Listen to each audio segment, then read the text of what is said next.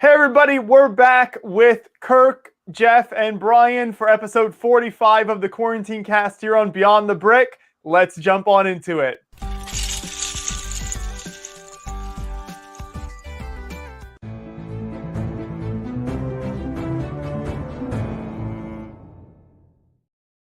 So I think the title of this stream is about canceled Lego sets and some of the reasons they canceled them. So John had found a list of a few sets that have been canceled over the years. So we'll be covering that today, but also just building, talking as usual. I got a couple things in the mail from our friends at Build Better Bricks here.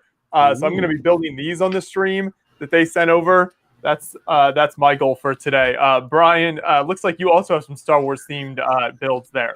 From the big red brick in the sky, I have a few of the newest additions to the Star Wars portfolio of products, everybody, as they would say in the press release that I didn't get because no one forwarded it to me. But I do have the information here in the sets in real life. I've built Darth Vader already for my own personal enjoyment. I'll tell you my thoughts on that. I have the probe droid and the scout trooper. I'm going to build one of these two today. Anybody in the chat wants to give their 2 cents on which one I should build first. I have a feeling I already know the answer, but spout off in the chat which one of these two I should build, and I'll get cracking on it. Sounds good. Kirk, what do you got? I'm not going to be building anything today, really. I'm just going to be talking with you guys for the most part.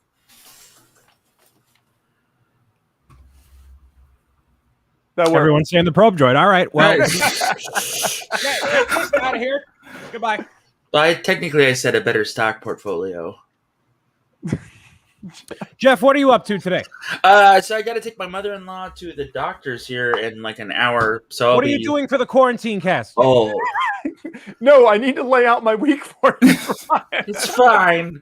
No, I was going to talk about canceled sets, and that's about it. I wanted to jump into Trouble on Tatooine, keep it Star Wars-y themed, but I won't have time to do that. So here we are. That works.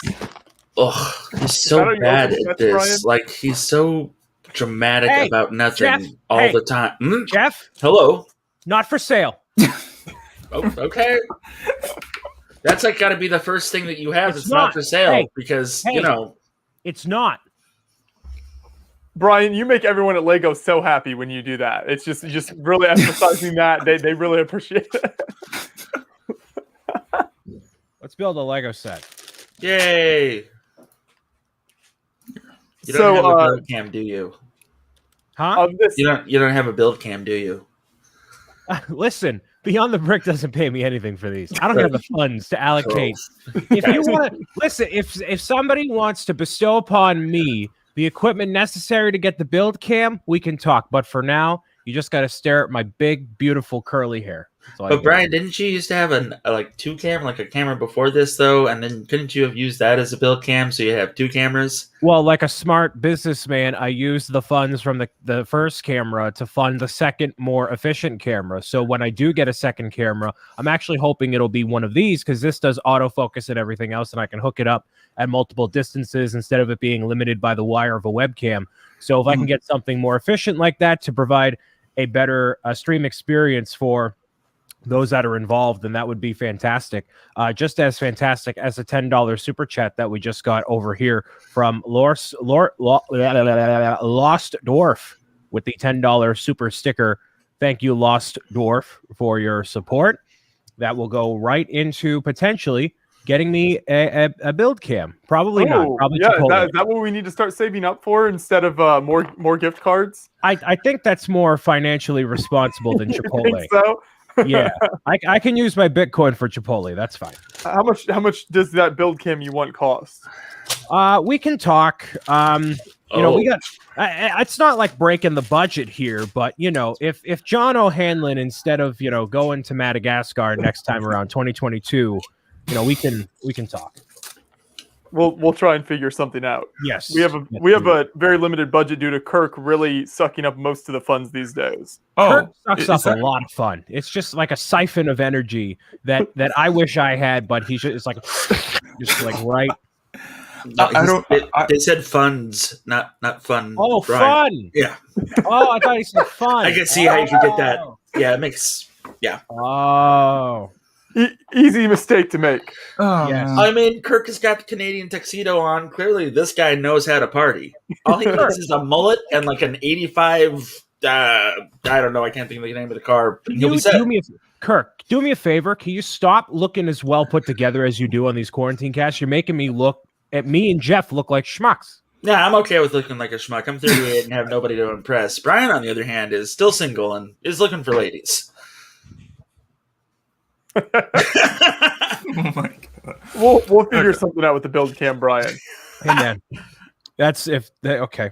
One step at a time. Let me talk about this Darth Vader. If you give me a second here, this is a Lego set that was provided by Lego before they were available for pre-order, so you can pre-order this on the website right now.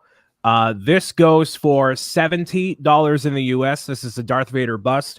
A lot of people online not liking the look of Darth Vader from the press images. I can tell you from seeing this in person, this is a very cool interpretation of Darth Vader, and it was incredibly fun.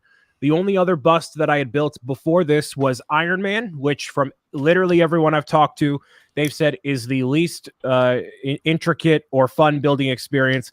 This is probably the most fun I could have had with any of these builds. So this Darth Vader build is fantastic. Has over 800 pieces in it. So for 800 pieces, $70, not bad. It does look better in person. There's 3 stickers on it. And I wanted to build this one off camera just so I could enjoy it and get the full experience myself and save these other 2 for the quarantine cast. So this is awesome. Makes for a great display piece. You may not like the studs all over the top there as a technique, but that's just the look of the whole thing. And I like it, so I can recommend that. The Scout Trooper is not as high on my, wants or desire. I mean, this is Darth Vader, the king of Star Wars. All right, you don't mess with this guy. The probe droid, I'm not necessarily fond of like just in general. I don't really have an attachment to the probe droid, but I'm going to build it. It's not your favorite Star Wars character? No. But a lot of people are very happy that the plate is like decorated at the bottom there. A lot of people are happy that it's dark gray instead of black, because apparently it is, even though in this picture it looks very black to me, but I know technically it's dark gray. So I'm going to build those 2 on the quarantine cast. I can wholeheartedly recommend Darth Vader. I don't think you'll be disappointed by getting that one at all. So that's Brian, I have 2 questions about the bust. Sure. First question. Can you change out the eyes to red so they're red lenses? So this is a 2x3 sloped brick like you would see on, I guess, like a Speed Champion set or like a car or something. So yeah, you can. It's not overly hard to do. All right. Second question is, how hard would it be to change it into Dark Helmet from Spaceballs? I mean, consider it. So all of the busts have been not humanoid faces. Mm-hmm. So if you were to put like a human face in there, I feel like it's going to get weird. No, it's still a helmet there. You just, it's got the slide up option. You don't have to use the slide up. You just got to, just. Yeah, I mean, you could. I mean, all of this in here is pretty integral to the structure of it. Like it's very dense. It's very like built in. And if you crack open this, it's all color, which is good because obviously if it were gray on the inside, you couldn't tell which way is which. But the building experience, it's definitely meant to be very connected. And there's a lot of interesting techniques in here that pull it off. So as much as you possibly could with a Darth Vader bust of this size and for this price and the amount of pieces, I think it's well done. So that's why I recommend it. It looks good. And you and I are on the same page when it comes to like Star Wars sets where we're like, yep, they exist and they're there. And there's 3 or 4 of them that we really enjoy. So that's high praise coming from you, sir. Yes. These other 2, full transparency, I'm not over the moon for, but maybe that'll change. The Imperial Probe Droid is what I'm probably going to purchase if I do purchase any of these because I like them so much.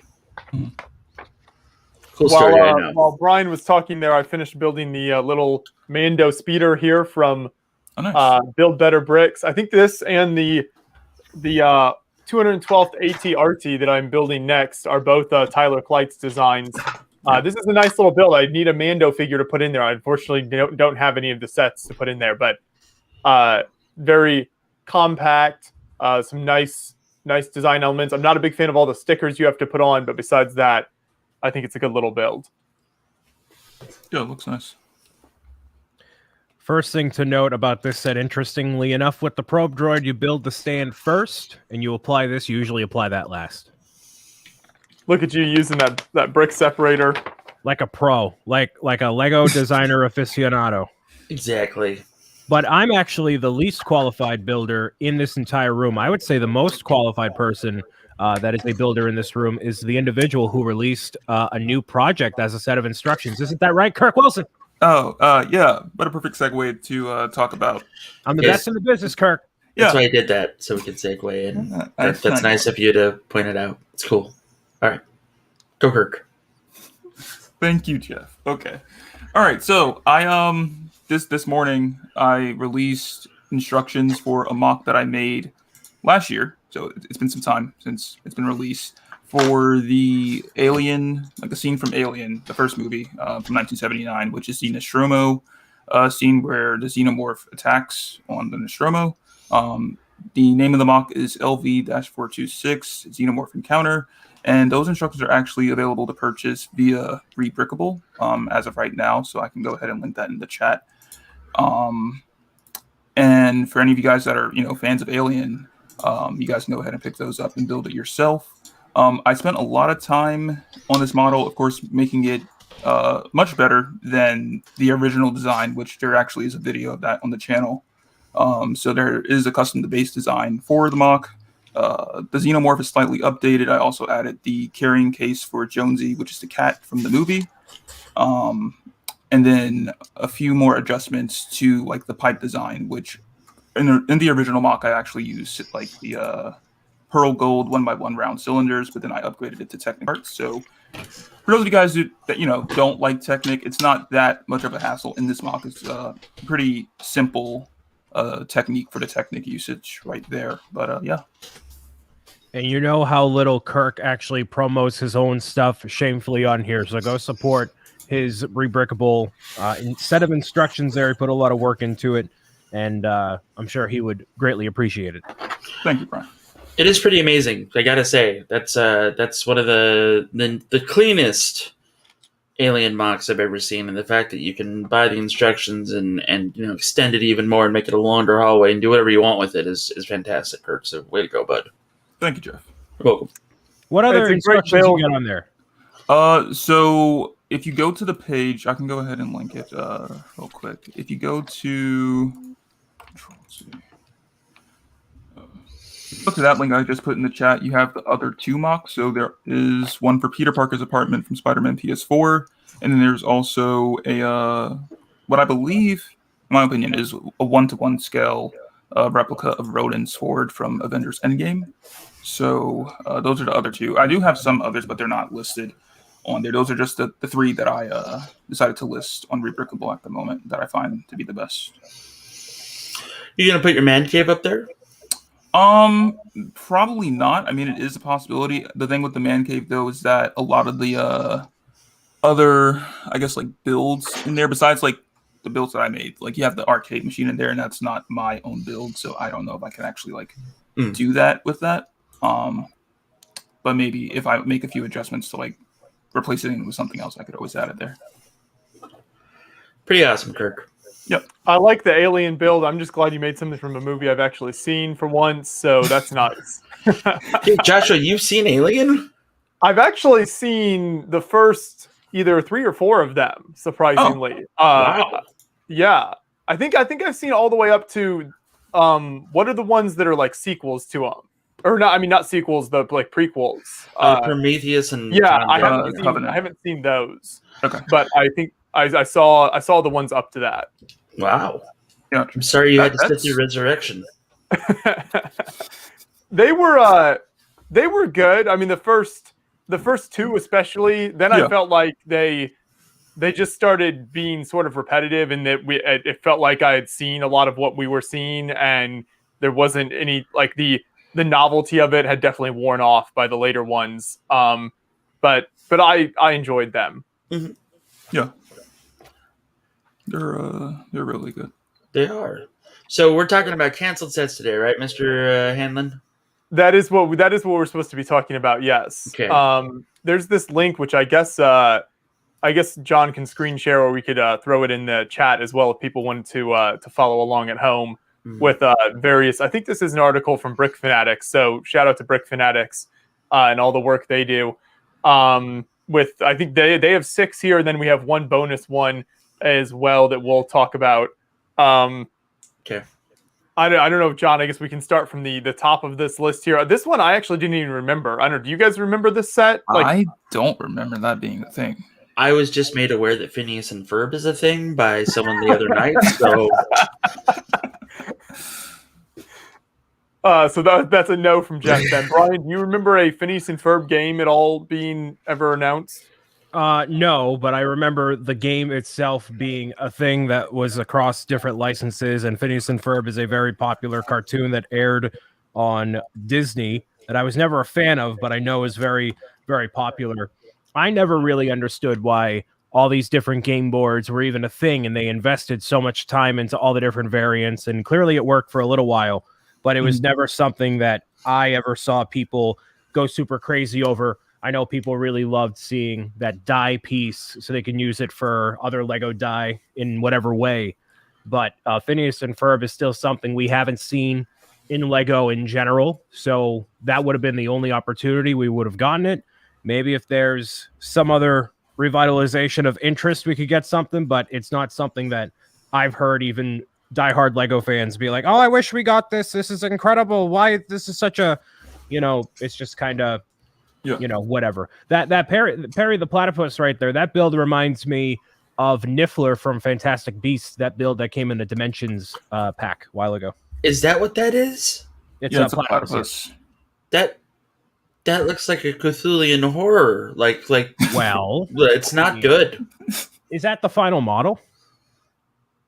Probably. I think so. It looks very official. That looks awful. Yeah. That looks very bad. That looks nothing like Phineas and Ferb. If they had custom molded figures of the two, maybe, but no, no, absolutely. That looks like poo-poo. Yeah. No bueno. Which is probably why they canceled it. Yeah. Mystery. I think it says they canceled it because the theme was canceled. I think more than because I didn't do with Phineas and Ferb. Huh. Whatever floats the boat, man. There are some cool sets in the Lego games line, but there were a lot of them as well. So I think there were a lot of misses in there too. But there were some neat ones. I would love to get my hands on the original version of one of these because I know some of them were out there. And as someone who really collects almost every architecture set and really likes these, that would be very cool. So if anyone watching has one of these that they would like to have on display here in the studio at Beyond the Break for a decent price, hit me up. I had 3 of these at one time because the Las Vegas Lego store was selling this one pre-change. So I bought 3 of them, and then I sold them because that's what I did. I know. Vegas is where I went to most of the time for my Lego shopping. I liked Vegas, but it was cool. Yeah, and obviously that being canceled makes a lot of sense. And we still got a Vegas set in general. The whole thing wasn't scrapped. We just got a building swapped out. I know a lot of people probably would have liked the gold there, but we still get, the printed Las Vegas 1x2 tile. You get everything else pretty much in there. So at least it wasn't entirely scrapped.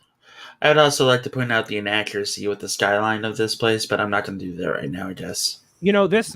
This actually has part of the Boston skyline in it too, because the building right there, the brown building, there's actually the sister casino to that in Boston, in Everett, the Encore. Cool. So you could literally just take that building from Vegas and they could put that in a Boston skyline. Bing, bang, boom, you're done. You save yourself 10 hours of designing right there.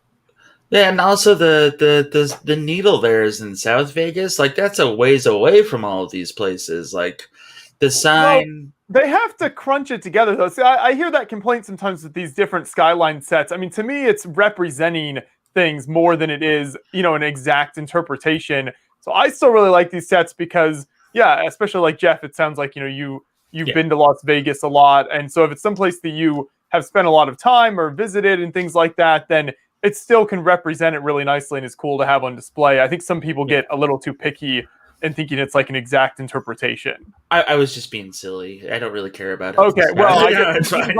This is something I wanted to get off my chest from seeing other reviews over the years of these sets. I don't think anyone should get too picky with the details with these Skyline models, in my view. They nailed the Luxor though. Like that's exactly how it looks. Like it's pretty crazy how well they got that. So that's pretty cool. Mandalay Bay looks really sharp. There's a House of Blues there that I frequented regularly for concerts, and the sign is literally right there. So yeah, it's not bad. Good interpretation of what it's supposed to be. Mm-hmm. Nice. What's the next set here, John? Oh man, Lego Universe personalized minifigure. Oh, this is from the Lego Universe game. I remember, man. I wanted that. I know I have no opinion on the matter, but I loved this. As I've stated before, I loved this game. I never got the rocket. I think I need to try to find the rocket, but like I read about this being a possibility and I was like, sign me up, let's do it. And then yep. Yeah, the text here says that they were going to offer a personalized Lego minifigure based on your avatar in the game stored in this container. But then the game got canceled, so it never happened. Yeah, that sounds I do remember that rocket, though, Jeff, as well. And as what seems like one of the few actual fans of this game when it was out, I really enjoyed playing it. And yeah, I would have liked to pick up more of this stuff. I know there were a lot of AFOLs that were, part of the design process there with the game as well. So I've always thought that was cool. Yeah, I have a friend that I used to play WoW with that worked on the design of that up in whatever state it was. And she Colorado. Yeah, it was Colorado. And she when they closed up shop, they just had like buckets of Lego all over the place. And she just took like a box full of printed stained glass that they made for the game that they were going to hand out to people. She's like a whole like box of it, and she's just like, yeah, it just sits in my house. And I'm like, so if you ever feel it taking up too much space, you can, I'll take it. Because it's just apparently really cool. But yeah, that game is so cool. Brian, when are you going to do a playthrough of that? Never. Oh, I would love to see that. That would be really enjoyable to watch. I know there's still people have like a server or something they set up that kind of you can still play the game today. Is that right? Yes. Yeah, there's an emulator out there that lets you do it. That is cool. I need to look into that at some point and give it a try because I did really enjoy it. It was such a shame when they shut it down, and I know financially I don't think things made sense at all for how they were doing it, but the actual game I think was not bad. Let's see here. John, if you would like to share my screen briefly, I've got the where is it? There it is. I've got the rocket highlighted. Oh yeah. Yep. For $12, it could be ours, Joshua. I think I can afford that. I'm surprised it goes for that cheap. Yeah, it's pretty cool. I mean, that was like the first thing you built in the game, and all right. Anyway, okay, all right. Yeah. That's another stream entirely. Have you ever seen they released like last year, like a little sort of like documentary, like a retrospective on Lego Universe? It was super interesting. Jeff, have you seen that video? No, but I want to. Yeah, it's really good. I learned a lot from it. There was a lot of good info in there. Let's see. This is the much more recent announcement. Creme de la creme of the canceled sets as of recently. Ladies and gentlemen, buckle in. We're doing a clickbaity news video. Oh, boy.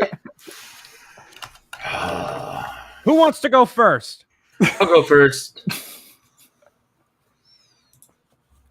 The only time that a dynamite factory has ever been relevant was in the first Naked Gun movie, when one of the suspects that was supposedly a killer was riding a giant rocket into it, and then it blew up, and then fireworks went everywhere because it was a dynamite and fireworks thing, and then there was Frank Drebin out front saying, "Nothing to see here." Meanwhile, behind him, the greatest fireworks show was going on. That is the only time that anyone has ever cared about a fireworks or dynamite place.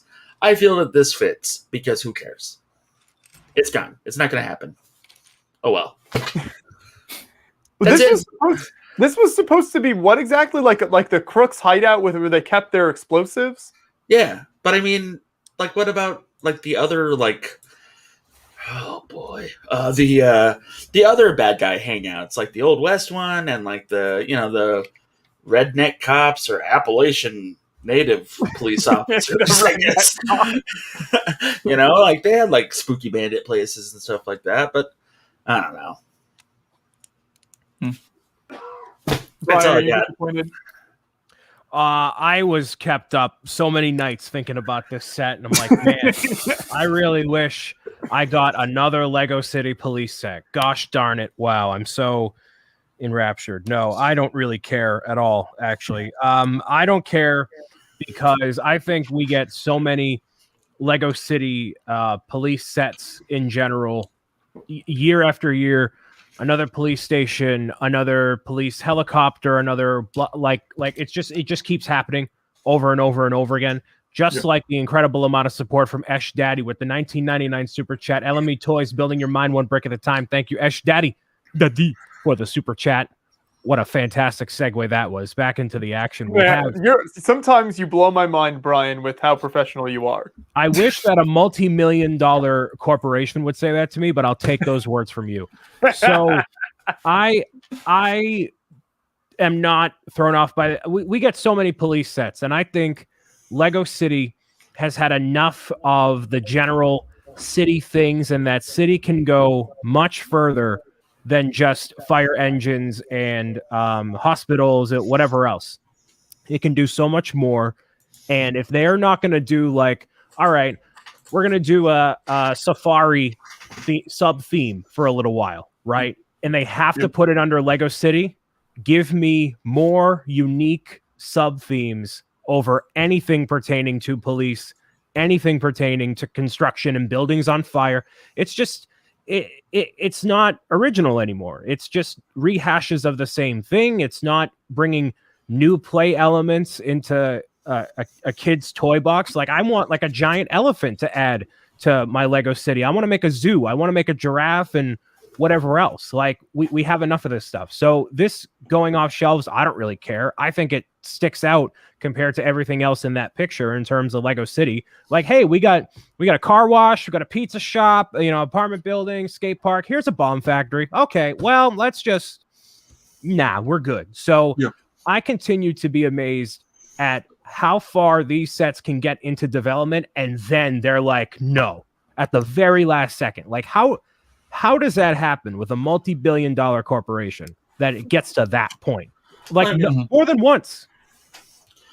Well, the same way that we got Justice League and then we got the Snyder Cut Justice League. I don't know, but I mean, you're right. You're not wrong. Like, I wouldn't mind seeing more like first responders, not like firefighters, but like paramedics or like a rescue team. I know we had a rescue team a while ago, but the vehicles were outrageous. But like a realistic like rescue group, like for all those Lego City people that are in the volcano outside of their town or digging outside of their town or whatever else, like, or the Arctic area that's outside of Lego City for some reason. Yeah, like a lot of weird biodomes in that area, I think. Like, just do more of that. We don't want like, there's always a place to have a general fire truck, police car, whatever. But there's more you can do. And the parts from this aren't overwhelmingly unique. It doesn't it doesn't enhance play in any way that it hasn't been done before. It's just whatever. So what you're saying, Brian, is you'll be buying 5 of those Bricklink Designer Program sets with the crane and the modular building? Yes. How did you know? That is just a random guess. Yes, that is absolutely my plan. 100,000%. Oh, yes. Here we go. Here we come to the real reason we put this list on today's stream. What is this? Is that for Gallador or something? This is a Gallador motorcycle. This is a tweet from Nick Voss. This is apparently an unreleased set here. It's like a shark meets a motorcycle. What?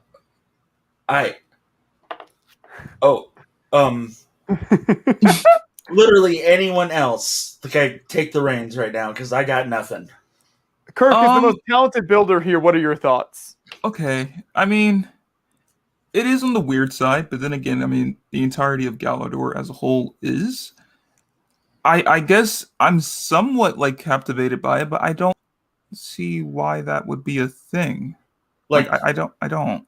Watching a train wreck captivated, or like No, like it like captivates you when you like look at it at first glance. It's like, okay, wait, what's that? You want to like, I guess, get a closer look at it, but then at the same time, it's like I don't even see why that would fit into Gallador's line of sets. It doesn't seem like something that would fit within that universe. He said, apparently, Nick said that it's a living creature that is capable of inter-realm navigation, presumably amongst the worlds of the Gallador universe. Good for him. What does it hurt like all the time? Because, you know. And this is apparently one of several canceled models when they canceled Gallador, so I think there are even more out there. We can leave that to the obscurity list. We're good. Oh my! Just to follow up on, so FabiFan MKE, in pertaining to the last, and I guess to all of these, LEGO is allowed to change the rules of what they will allow to be released whenever they want, and just because they have done something in the past doesn't mean they have to keep doing it.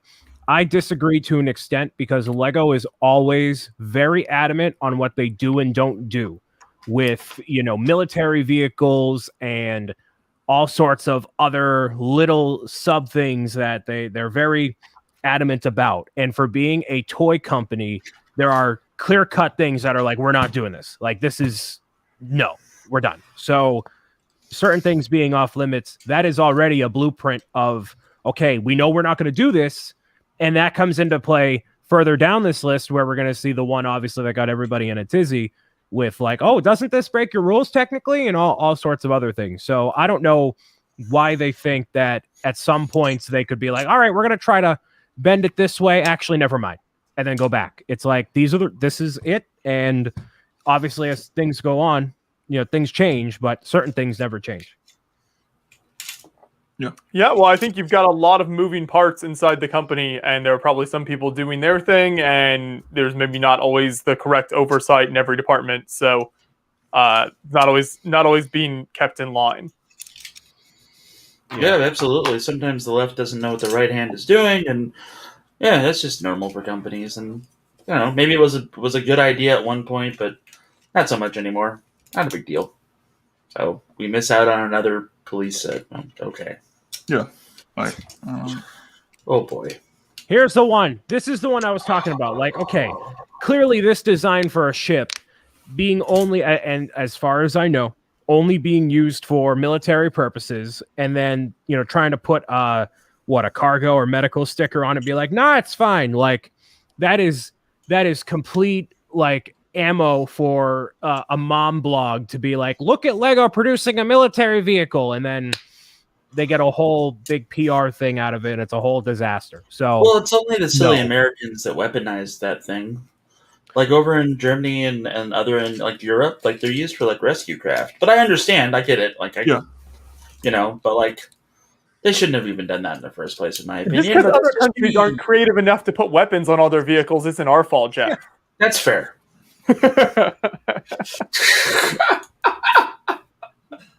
I mean, benefit mankind?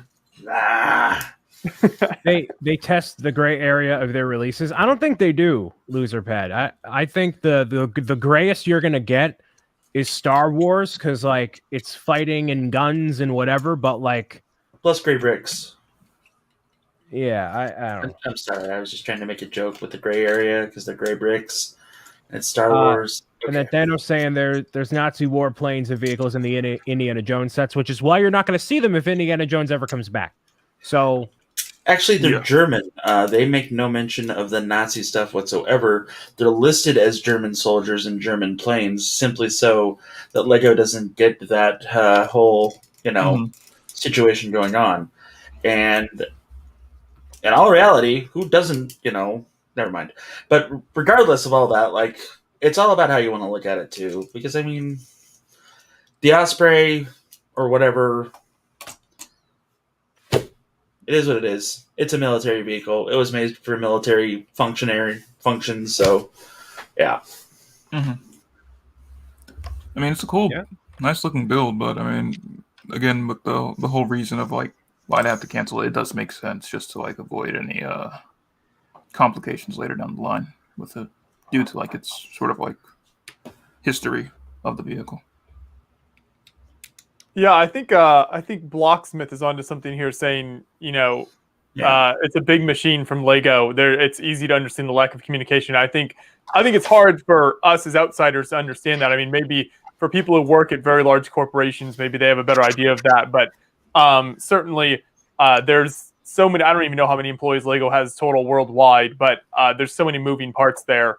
I think it's a lot easier for these types of things to slip through than maybe we would imagine. Well, I would think with sets that are released, there has to be at least one. I mean, I don't know the process, obviously, but I would think there's at least one or two committees that look over, like, all right, is this set a good idea in its conception, right?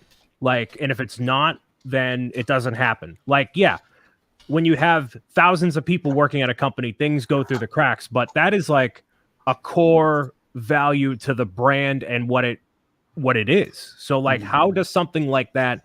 The dynamite thing. Okay, that one I can see. Like, all right, well, that could get changed down the line. Sure, that's fine. That I don't. That's not a part of my thought process here. But like the Osprey, like there wasn't somebody in one of these meetings that are like, all right, how could this possibly be twisted into a negative for the company? Okay, this was used as a military vehicle and blah, blah, blah, blah, blah. So if I'm in the chair at Lego or a part of this fictitious committee I just popped into my head, I would be like, all right, every single Lego set, how could this be misinterpreted? Or what are all the different ways that this could go? Some things you don't have to do that with, but like something like that, especially when the history is more rooted in a military vehicle, that I think would raise those questions. And something like that, how does that go through? I don't know. Well, I mean, the thing about it is, too, is that, like, that is a realistic military craft. And you take, like, somebody mentioned Fort Legorado because, of course, they did. But, like, that is the last time that I checked, we don't operate like that in the United States anymore. I could be mistaken. We might be stuck in a time loop somewhere. But that is more fantasy fiction thing, like fantasy and imagination, whatever. And, like, I hate to tell you this, but little boys like to go and, do the shoosty things. That's why they got Star Wars. That's why they got this, blah, blah, blah, blah, blah, right? So, like, fantasy is totally different than realistic militarized weapon. So, take the police thing, for example. Dynamite's real and, is still an active source of problems throughout the world, right? Okay. Mm-hmm. But, like, Castle, all that stuff, we're not sieging Castle Warfare anymore. Again, unless I missed something. No one's trying to get you to joust with them, Jeff? Well, I mean, I'm not part of the SCA anymore, so no. But anyway, that's a Society of Creative Anachronisms, by the way, or medieval reenactment. Anyway, okay. But like, yeah, like there's fantasy and there's this, and like it's like you said earlier, Joshua, about the architecture sets. People just want to nitpick things to death, and like I get it, like I understand. These are going to be in the hands of your child or adult husband or wife or whatever, and like, but there's fantasy and there's reality, Yeah. And I think that's personally why they got rid of it, because it was too closely grounded in a military craft that's used these days. That's it. Chuck Schwa saying, I think we have to remember that Lego is also a global company now. Best to meet everyone halfway and create a positive environment. And I think they do overall. Obviously. Yeah. You're seeing good moves like I've seen in the past couple of years, actually, from not just Lego, but other brands in general are making more of a conscious decision to acknowledge and do events around Chinese New Year, which I have not noticed an influx of until very recently. Like, different games are having Chinese New Year events or whatever. And obviously Lego has all sorts of different sets pertaining to the China market with Monkey Kid and all the lantern sets and everything else. So like they're doing a good job at fostering incredibly positive things that bring awareness to more cultures and everything like that. So they're doing their part, and that's I would just rather more energy get put into that. So like I said, with the Dynamite Factory, which, putting it simply, that's what it is something that we're not going to get, but even outside of that idea, we should be getting more unique ideas in general than just general police helicopters, etc. Yeah. You talked about diversifying and like all that fun stuff and like everything else, right? But like, what about like the Swedish Alps rescue services? Like, wouldn't that be kind of a neat like theme to have? Just the guys that go up into the Alps and rescue folks and hikers and stuff like that. It's a positive light on civil servants. Wow, words. And you can go from there with it. I don't know. That's just fine. Yeah, there's a lot of possibilities there. Going back to the Osprey thing, I wonder if any of that, and I thought of this when they first announced that was canceled, and everybody, was asking the question. You asked Brian of how could this set get through. Some of these Lego designers are very into military models. So I think of like Mike Psyche as a fan designer. He built some incredible military mocks, like even obscure. Like he was so into it, he was building obscure things like World War I, like anti-aircraft trucks and things, like not even like your mainstream, just like Tiger tank World War II sort of thing. So some of these, I'm sure he's not the only designer there who's into that sort of stuff. I wonder if that has any impact on it. Not that I'm saying there's any designer like trying to like work behind the scenes to sneak models through, but I'm sure that if they have that interest in some of these models, then that naturally leans them towards trying to push through some of this stuff. Yeah. I mean, there was a bit of hubbub too when the Jurassic World sets came out because the minifigures were wearing camo, like a military outfit would and things like that. And I thought they were great because I'm doing a build based on them, but it's not Jurassic World. But I mean, like, it's fantasy though. How many people actually work at a dinosaur park? I mean, Brian, how's that weekend job at Jurassic Park working out for you? What? Oh. Nothing. I mean, you could have went with me. I'm basically wearing a shirt right now. Yeah, right. I didn't want to acknowledge that you have a Canadian tuxedo. I have built half of that Jurassic Park gate. I built the dinosaur. I haven't built the gate. Oh my. Okay. Okay. I just stopped. I'm like, I don't want to build this. I see. That's awesome, Brian. Oh, hi. Hey, Dan. Morning. Hey, Flynn. Hello. Morning. Hey Wow, guys. all the cool people are here. How's it going? It's going good. Another day in paradise. Very good. We have we've been talking about canceled Lego sets. We have one left here. This is a very obscure one that John and I were first turned on to because the first time we ever went through the Lego Vault in Denmark, someone so we were going through just kind of looking at our favorite sets over the years, just kind of random stuff that we found. And someone said they like sent us a screenshot from the video and said they had seen a shot of this set in the vault when we were there. We hadn't noticed it. The next time we went, we could not find it anywhere. So I'm not sure what happened. But this is a Spider-Man. It was a studio set, but also a Spider-Man set as well that supposedly was never released. And they like leaked photos of it, but nothing ever came out. And apparently someone had seen it in our video, but we could never find it the next time we were there in the vault, unfortunately. So kind of a strange story there. Huh. Yeah, I think I saw previews for that set back in the day and was kind of excited about it, but I was also sad that it wasn't Macho Man Randy Savage depicted appropriately. Were you able to go back into the video and see or pinpoint what they were talking about and confirm it? We did, yeah. They sent a screenshot. It was like a very quick. We were kind of like panning over that section, and they noticed it. And I think it was there, if I remember correctly, from the screenshot they sent. But then we went back to that section and couldn't find it. So I don't know if it had been taken out of the vault because it wasn't released. So technically, maybe it wasn't supposed to be in there, or what had happened, or maybe for whatever reason, the second time we were there, we just couldn't find it. It maybe. The vault, people are, pulling stuff in and out and everything. Sets can kind of like fall down behind. It's a really small set, so there's a chance that it's just like fallen in somewhere and we couldn't see it. Yeah. Shout out to Ridbreck Redemption, who said our Vault video pulled them back into LEGO after a 20-year dark period. So thank you for watching. Those Vault videos have been very popular. We always get very good feedback on those. They're fun to shoot. I don't envy your bank account after being out of the game for 20 years and catching up, though. No.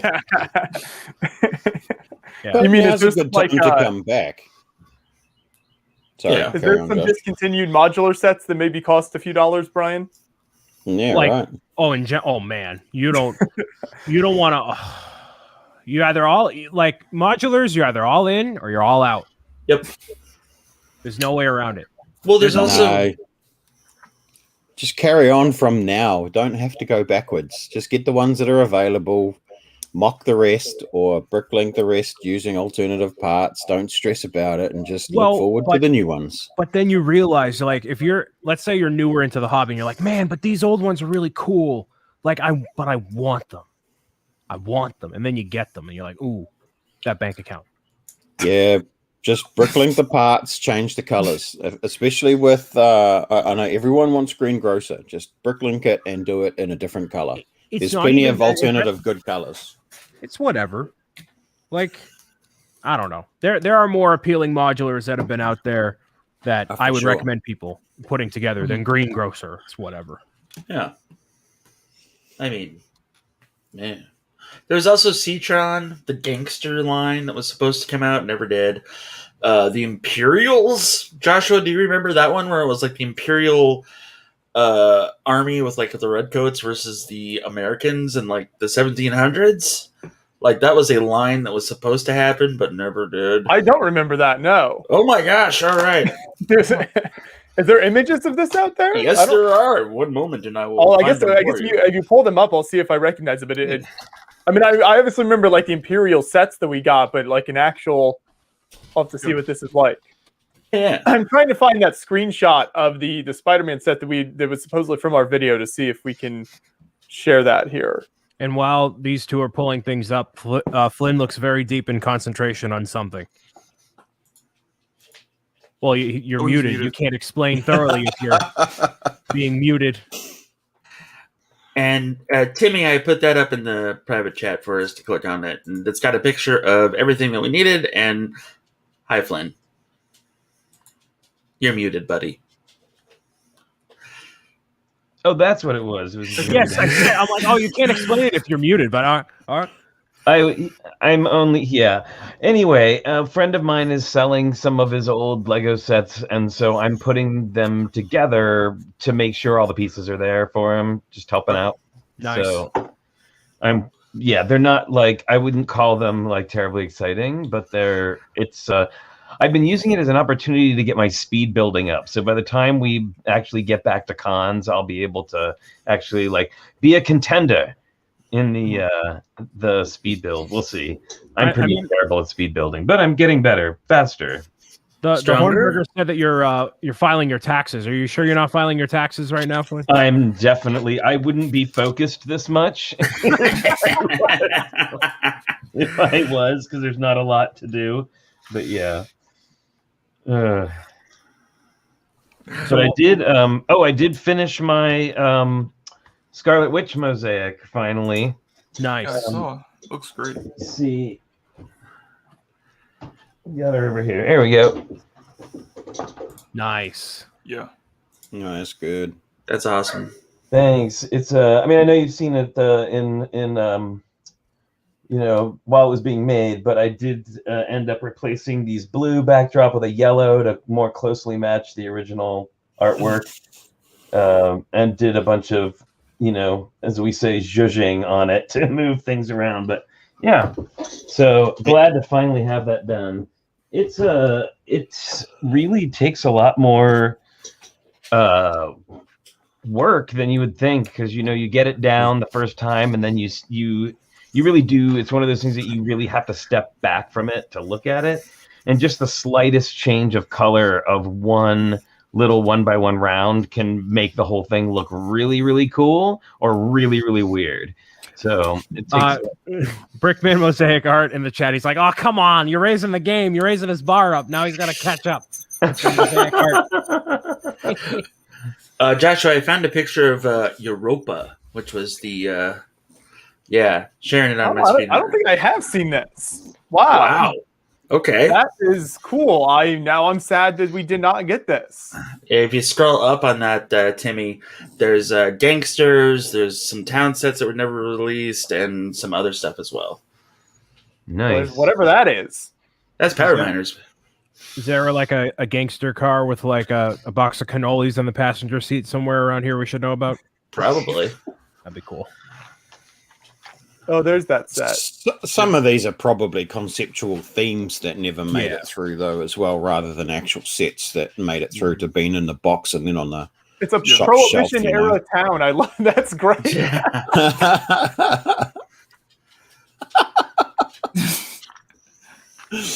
Oh, that's funny. I like the fat cats on the boat there that are just I was going to drinking say it the guy up. in the white hat and white suit. Uh-huh.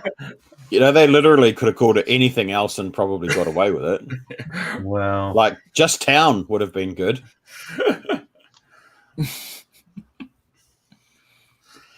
There's the Spidey set, yep. And Citron. Oh, Citron. Oh, How I wish you Citron. would have happened. Oh, is that another one I have to add to the tier list, or can we leave that one? No, don't worry about No, it. All right. I think that's a failed concept. Yeah, it was really cool though, I gotta say. Even the castle stuff had stuff like dwarves and everything else they were going to introduce earlier, and they never did. It's just, man. Mhm. It's a bummer. That's all. And reenact the Revolutionary War. It's fine. Yeah, it's all good. It's just all good.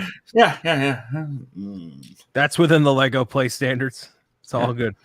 I remember the talk of the Top Gear set. I wish that would have happened. I liked that show. That's interesting. This would have been sweet. This Star Wars set right here, top 10 mistakes of Lego Star Wars. Look how cool that is. Oh, the Yavin one? Yeah. Yeah, that's sick. Maybe That's some that, point, though. and then the episode 2 one with the 3 beasts in the towers on Geonosis. What a travesty that didn't get made. Bunch of cowards at Lego didn't go through with it. Give us those sets. They're so cool looking. Wait, is it just me or is Joshua frozen? He's frozen. He's so taken aback by my controversial hot takes that he's frozen in a time warp. He is. Oh, He is okay. frozen. I looked up and I'm like, he's just holding that smile for the longest, but no, he's frozen. Oh man, Should we be worried? I guess so. No. It's a part of his professionalism charm. Okay. All right. Cool. As a co-host here, I can help take the reins here from Joshua. So we have a lot of city sets here. Oh, he's just gone. Excellent. Thank you, John. What else we got here? Oh, there's more Bionicle. Okay. Yeah. Okay. Great. Okay. Yep. Oh man, pity those never made it to market. Darn. Is anyone upset about it? All right, let's move I on. am. I'm totally sad. All right, that's it. Well, I'm glad we ended that list off with Bionicle. That's a solid Yep. Bionicle never should have been made. solid finale there. It's great. Well, cool. Solid I like finale. that Masazi So Temple, the Yavin Temple, is pretty dope, though. I gotta say, that's pretty cool. Because it's not just another Star Wars ship; it's a building.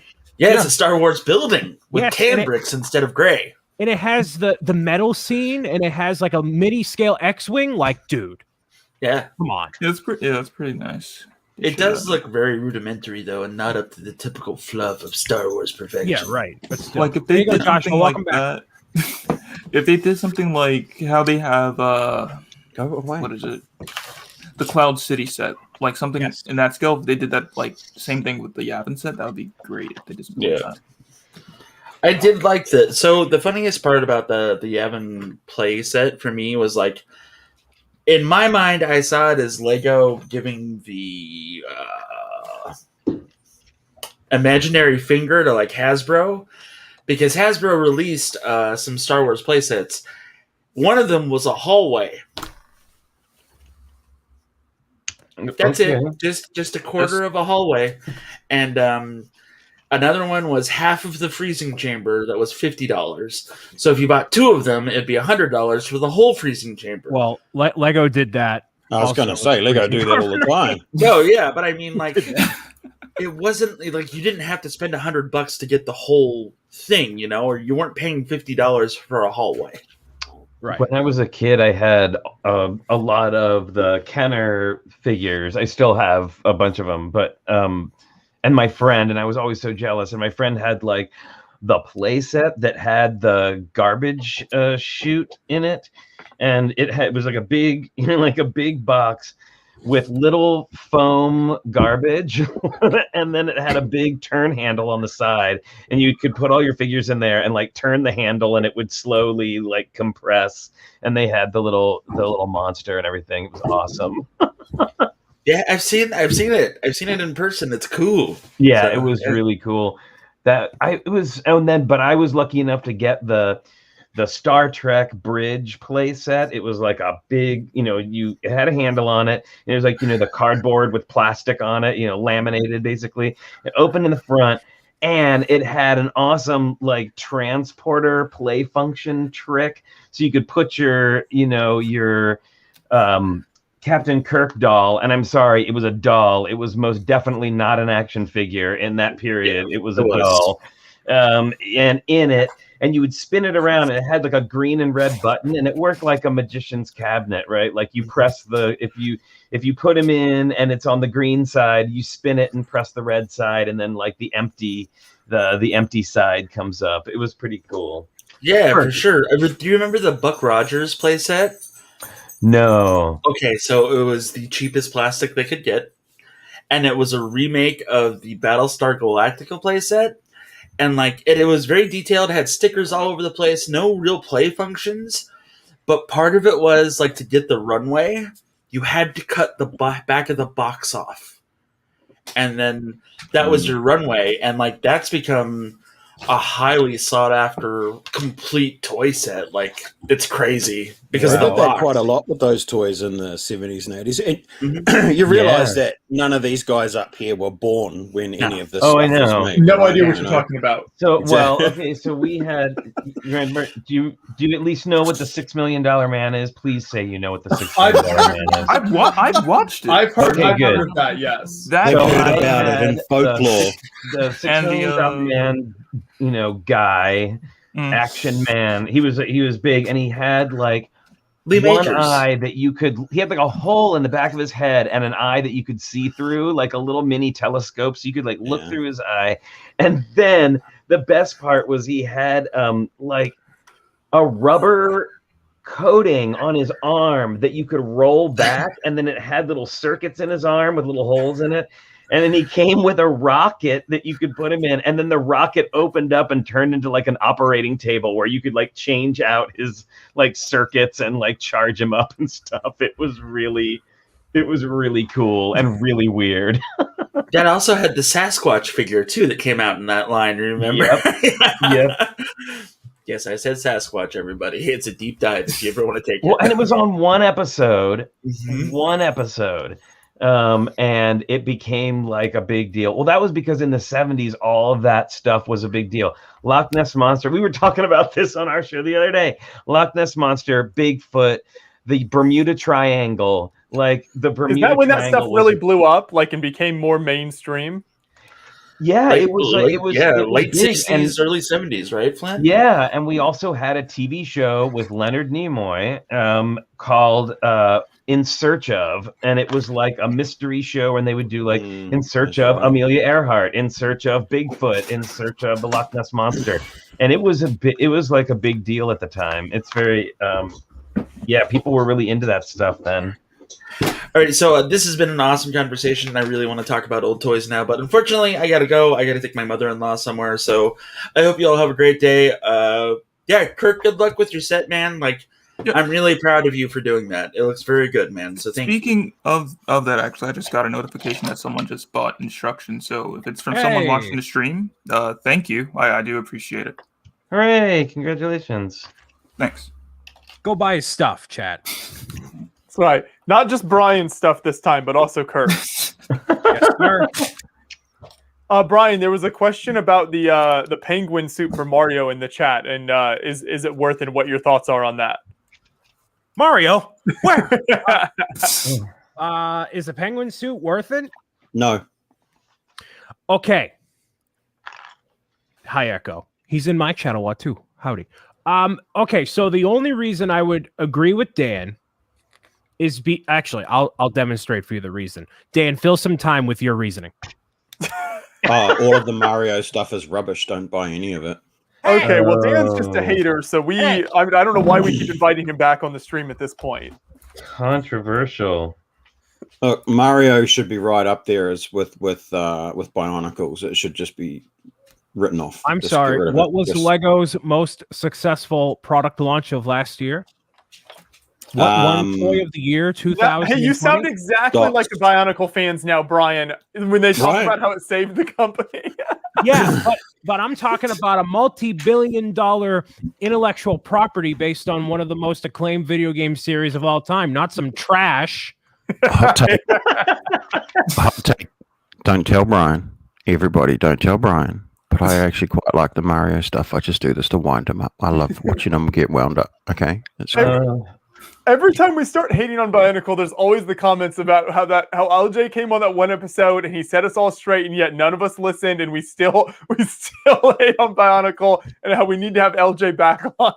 LJ Johnson's a crook, and I don't like him. Oh man. And I say that to stir the pot to get him to come back on here. See, you gotta poke the bear a little bit. You gotta poke. Look, just like that. That's my strat too. I'm poking the bear too. He's just There up we here. go. All right. So the reason that you don't want to, the only reason that Lego Super Mario Penguin Suit is not worth it is because, he obviously looks adorable like this. And I don't know if I'll be able to convey it with the sound on here, but when you put him sideways, because of the quality of the speaker, it literally sounds like static. So hold on. Can you hear that at all? Yeah, I can hear Yeah, it. you can. It like sounds like static when he's on his belly because the speaker is so small. It doesn't sound like how it does in the game. So in terms of all the suits, I love the propeller suit probably the most. It's the most fun to use, but I like the look of the penguin suit obviously the most. So I can, I guess, recommend it, but But only if you're really into penguins. yeah, which I mean I am, but I'm into Lego Super Mario in general. So I'm gonna put him right here on top of Darth Vader. How about that? Look at that. Just like that. Oh wow, that's so much smaller than I imagined. The helmet. Oh, I mean, it's kind of, it fits in the palm of my hand. Wow, I don't know. For whatever reason, I thought that those were larger. I don't know. Well, why. okay. So this is one of the tallest ones. Boba Fett is only taller because of the antenna, but this bust itself is taller than Boba Fett. This is the tallest of all of them, but it's not a bust. So Oh, that's the probe droid. yes. Oh, that looks so cool. That's a Yeah. good So one. far, Very round. yes. Oh, those new round. Can you hold that back up again, Brian, please? The bottom side of it. Yeah, those corner round. No, the other side. Oh, sorry, the top side. Yeah, those corner round and dark blue gray are going to be so good. Oh yeah, those are great pieces. Yeah. Very, very There's cool. a question in the chat. Do you guys think Lego architecture is coming back, skylines and buildings? I hope so. We haven't gotten any architecture sets in what feels like quite a while. We got the Colosseum, which wasn't even technically an architecture set, but is the same idea. But yeah, I'd like to see some more skylines and just standalone buildings announced for sure. I think that'd be great. Yeah, that would be great. That was Yes, kind of like a UCS architecture. It was, yeah. I believe their architecture sets. There will be more to come. Is that what the kids on Instagram are saying? Oh, I just don't believe that they're done with it yet. There's too much scope, and it's very popular. The kids on Instagram been rather quiet recently. They got sent to detention, but rumor has they're getting back out on the play yard eventually. Who knows what's going to happen? But nothing on Lego Super Mario, man. Not even from the rumor mill. I got nothing. No one's sliding into my DMs with information. I thought once you get famous, E-Clout, beyond the brick, someone slides in and is like, hey, here's some DL. Nothing. Nobody ever does that for us, Brian, if it makes you feel better. It doesn't. I want just more stuff. All I want. I think if the Lego rumor is true, or not rumor, but I'm pretty sure Lego announced this year that there was 100 or more 18 plus sets coming this year. Architecture surely got to slide into that. And there's a lot of scope for 100 odd sets or more to come. They're going to need every sort of avenue they can get. So I think architecture's been quite popular. I know a few people that collect it. I collect almost every. I try to get every set from the line. I don't have every one, but I have a lot of them. Yeah. Yeah, it's one of those themes I'm sort of glad I didn't get into because it did go deep. Sorry, Flint, didn't mean to talk over you. Oh, no. I was just saying I actually have one of the older ones here. I'm putting together the Flatiron building. Oh, nice.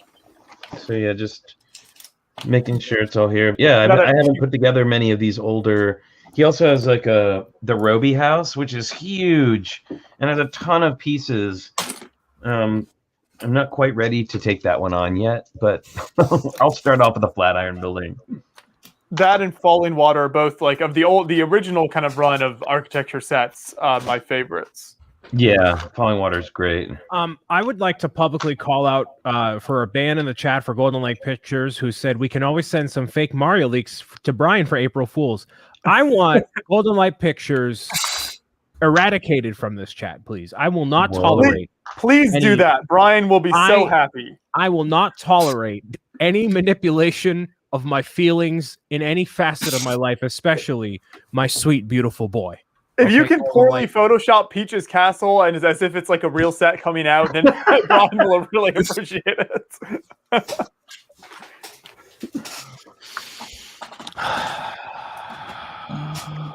Man, happy Monday. Tuesday. Today's Tuesday, everybody. Yep. It is Tuesday. Wednesday for me.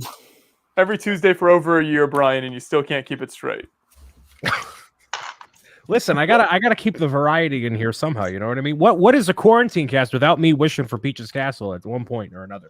That's true. You know, it is really the glue that holds the stream together. You got me, you, Kirk, and Peach's Castle. What a lineup! Oh man. Oh, who's this guy? It's Nick. Nick, how's it going? It's been a while. Hello, everyone. It's good to see you. Thanks, guys. This party with Brian, Kirk, Lynn, Dan. How you all doing? Hey, how's it going, Nick? Good to see you. Doing awesome.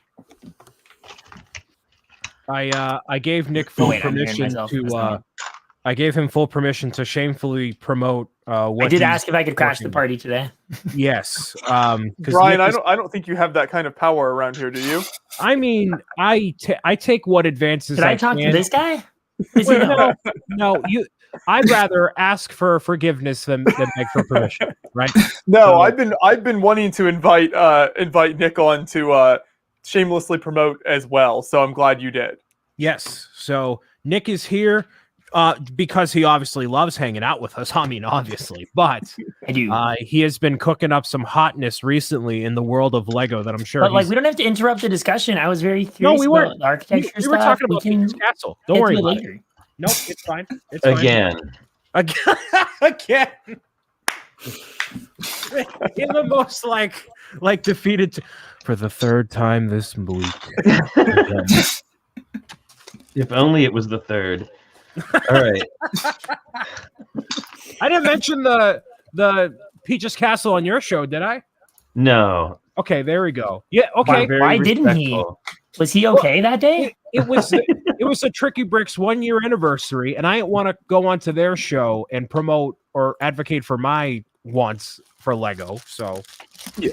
It was I don't very understand. nice. Has that like It's nice ever that you are stopped capable you? of holding yourself back occasionally. Yes. Yeah, I was going to say, he'd come on mine and you sort of shamelessly promote everything. So, Well, that's Friday night for me at 11 p.m. Wow. I'm off the chain at that point, Dan. Nick, plug away, mate. Plug Yeah. away. Let's see this goodness. Yeah. Yeah. Let's Sure. do it. All right. We'll do the thing. For anyone wondering what Brian was alluding to, what I've been cooking up, I've been working pretty hard on a new ideas project. Because I mean, what else would you have to promote around here? Except for just sharing in all the Lego awesomeness with these guys, of course. But I wanted to bring the Lego brick patent to life as a Lego build. I was very surprised I could not find anyone who had ever done this before. At least as far as I could, search the internet and stuff like that. And it was really, really, really awesome kind of tackling this project, finding ways to bring this physical build to life and show it off to everybody. And I think it turned out pretty cool. You basically end up with a nice 3D version of the classic iconic Lego brick patent with some fun colors mixed in, of course, to give it a little bit more visual pop. You get some fun built-in elements by doing like the figures as actual brick build text. And then I had our very good friend Set to Build help me out with making all of the little like stickers that we use. I would hope they would be printed tiles for the final set, but it was kind of a cool way to be able to showcase all the details on here. And you can kind of put it together like a puzzle where if you build out the whole background and leave all the holes empty, then you could just have all the printed tiles and have to fill those in one by one. And then going even further, I wanted to make sure people had options where they could display this thing. So it's got the Lego art little frame piece on the back here, so you can hang it up if you'd like to. But the entire frame is actually entirely rebuildable into an easel that you can display it onto. So if you don't have some wall space to put it on, which I funnily enough do not here in my studio, so I'm actually planning on very soon taking the frame apart again and rebuilding it into an easel so that I can have it hanging out behind me here on display. And that's my build. I love the flexibility of the frame going to the easel. When I saw you had posted about that somewhere online, I thought that was a super cool idea. So excellent work with that. Talk about the actual like bricks in them there in themselves and kind of how you built those. Yeah, it was definitely interesting figuring out some of the ways to bring this to life. I would say the yellow brick was probably the easiest. And admittedly, the ideal pieces for certain things don't exist in the colors that I wanted. So like these would actually be swapped out for round yellow tiles, for example. But it was actually some Technic work. So I can actually pop this guy out. I used one of the new round Technic bricks here with just one of the angled connectors. And that sticks into a Technic brick there. And then because I put this on a like round jumper, essentially, it allows me to kind of play around with the angles as much as I want by rotating either the Technic piece or the center brick there. So you can attach that on and then kind of fiddle with it a little bit to get your desired angle, kind of try and closely match the isometric angle of the actual patent. I did pretty much the same technique for the black brick here. The black brick was a little bit different though, in that because it's actual bricks, I obviously wanted the build to not stick out too much. So I kind of had to shave away the corners so that it would sit a little bit more flush. So that's why there is large sections of the two bricks here kind of missing, but it allows the build to sit a little more flush with the background. It sticks out enough and, you can kind of see enough of the detail that it works as the black bricks. They're really hard to see on camera, but you can, see it a lot better in person, of course, as black bricks always seem to vanish into the abyss. And then the blue and the gray bricks weren't too bad. Like I did the blue one first. It was reasonably straightforward. I just used some brackets to make sure that the area behind the blue brick was like solid looking and not like the underside of pieces. Because I thought the underside of the pieces did a good job of kind of recreating the look of the inside of a brick. And then the gray piece was a little bit more challenging because I had to get the two pieces to interlock. So you can't really see it, but there's some fancy work right around this area here that allows the studs of the brick above it to kind of sink in and fit within the space of the brick below it. Yeah. And then just did some classic like snot text building for the different figures. I used a piece from Ninjago City that has like the little dot printed on it. They used that for some smaller text, and it worked out really well here to create a little bit of variation in the sizing. So yeah. So Dan just said, sorry, Joshua, go ahead. Is it one? Is the base, the white part, one brick deep? Then it's actually two studs deep. It is two studs deep. Okay.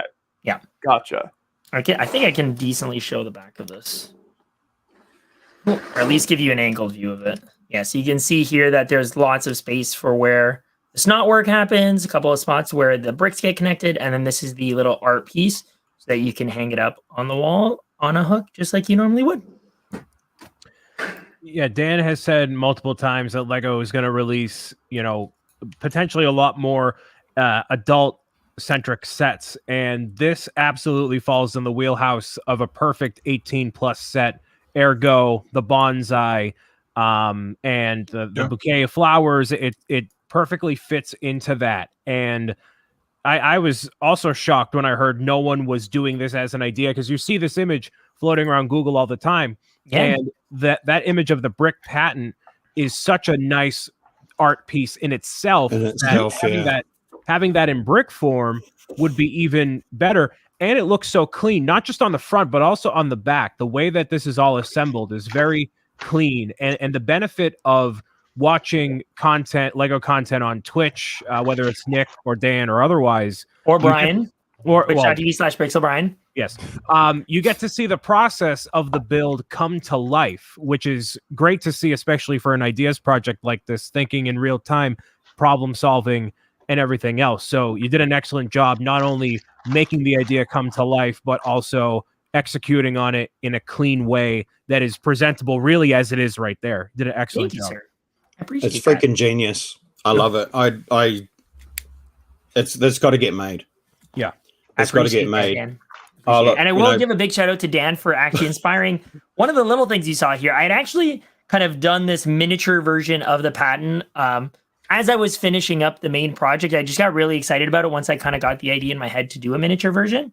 And then Dan had mentioned on Twitter, he's like, oh, it'd be so cool to see a blueprint variant of this. And while obviously I do think the large scale version would look excellent as a blueprint as well, admittedly, that'd be a little bit parts and time intensive. But I thought it would work so well for the miniature version here. And it totally does look really, really cool as a blueprint as well. And I think that is something you kind of see when you look at the Lego brick patent. People have done kind of the blueprint variant of it. So really, really fun to have that as a mini model as well. So big shout out to Dan for that awesome idea. Oh, so good. And these actually work like the brick sketches. I took pretty much the same design that they use for the back of those. Put a little, the little plate with the hole so you can hang it, the little stand so you can display it on your desk. And it works well in a similar way to the main model being a 2-in-1. This is also kind of a 2-in-1 as the brick sketches are.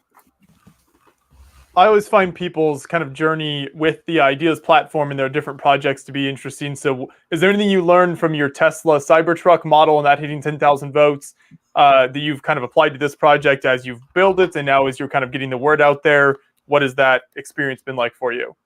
It's definitely been a little different. Like the Cybertruck obviously had the element of like the pop culture fanaticism that was kind of alongside it. There was a lot of hype and interest and controversy, you could even say, or a debate about, whether or not it was a cool vehicle and stuff. So it's a little bit easier to tie the project into that. I knew with this, obviously, I wouldn't necessarily have that. It was just kind of like something that would be extremely appealing to Lego fans in general.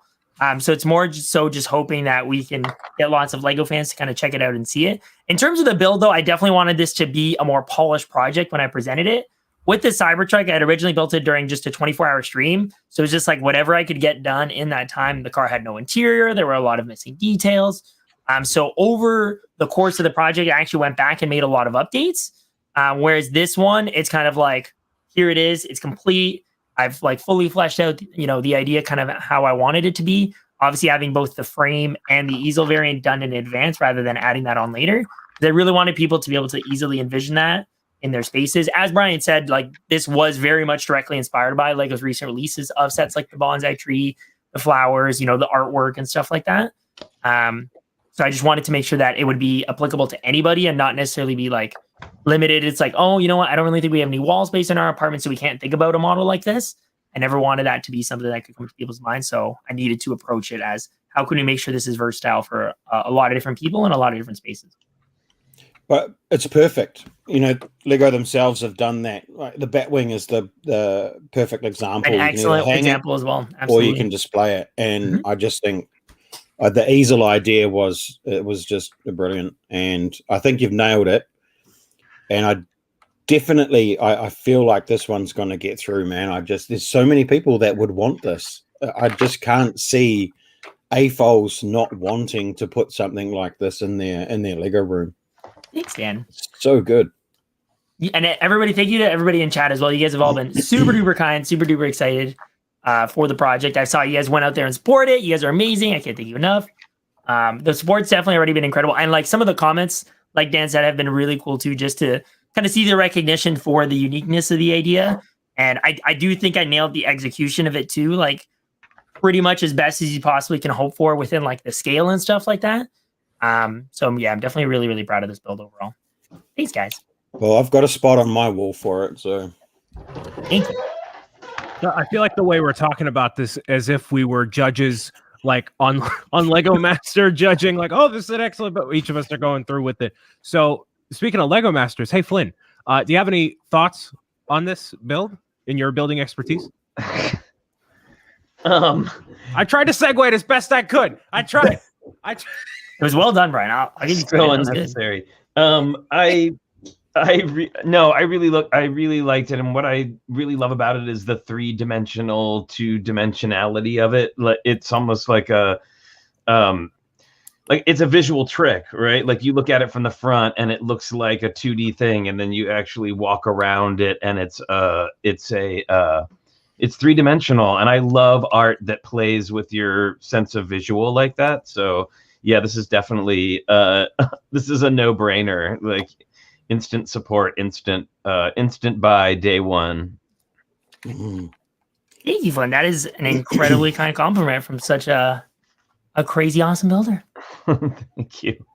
Yeah, it's really great. I was as soon as I saw it, I was like, how? And then then I saw some pictures, from the angle. I was like, okay, this is brilliant. And those little mini ones are great too. Any of those, fantastic. Yeah, I wonder if they would be able to get those mini ones into a final set as well, because I kind of feel like they're needed now. I didn't think before you'd need it anymore, but now you kind of need them. The disc version. In my very optimistic thinking, I like to think that they could throw this out as like a gift with purchase when this set comes out, right? Yeah. But who knows? I mean, I'm like, my plan is to put instructions out for the main variant when we hit 1,000 supporters on the project, as like a thanks to everybody. If they want to go and build out their own mini version, they'll be able to easily figure out how to do that.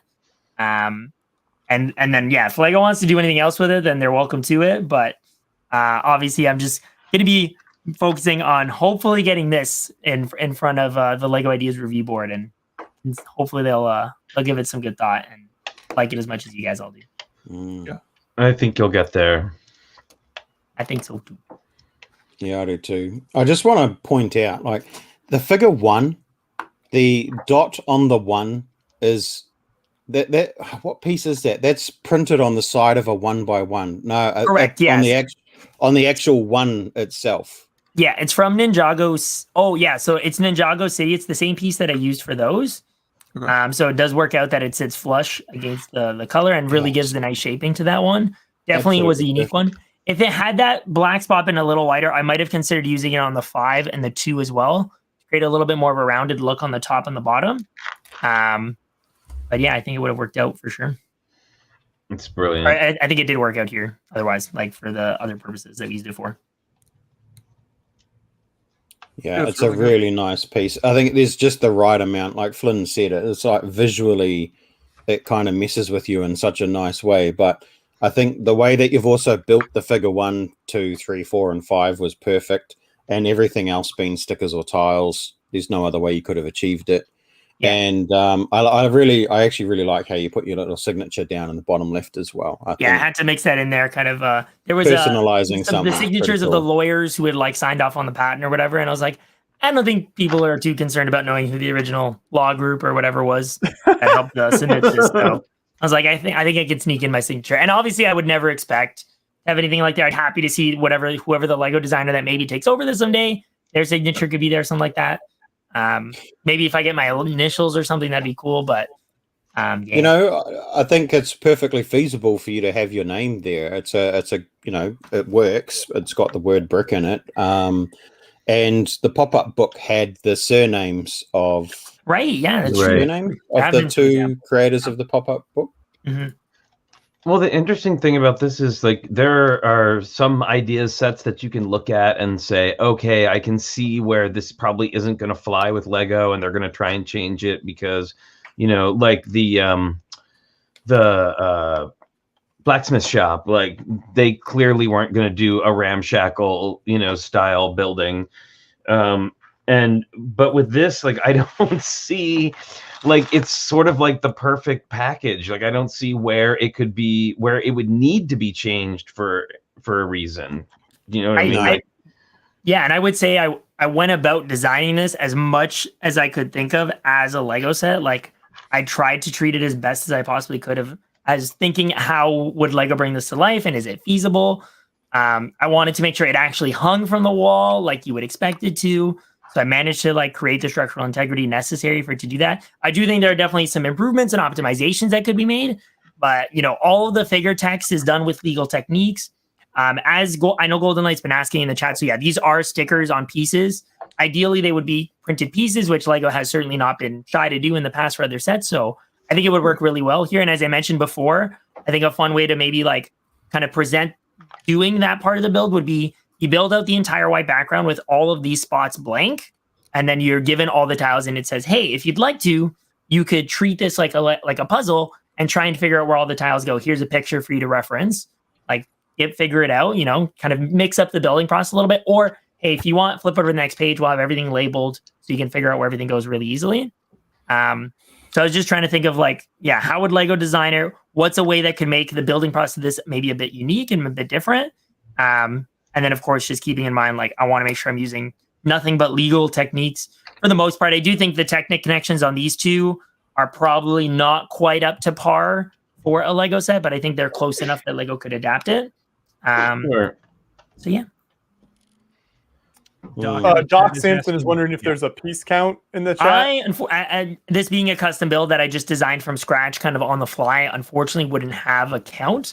If I had to guess, I do think it's probably pushing closer to the top of the limit. It would probably end up being between like 2,000 to 3,000 pieces. I wouldn't be surprised. I do think there's ways to optimize that. They could probably do a lot of like large paneling in a lot of these big white blank sections, as well as maybe some Technic work on the back to reduce the amount of bricks overall. But yeah, it would certainly not be a small set. And admittedly, like, that does actually almost make me a little sad to think that if this did become a set and they did decide to go with it at this scale, it is going to be, unfortunately, like, inaccessible to a lot of people, I think.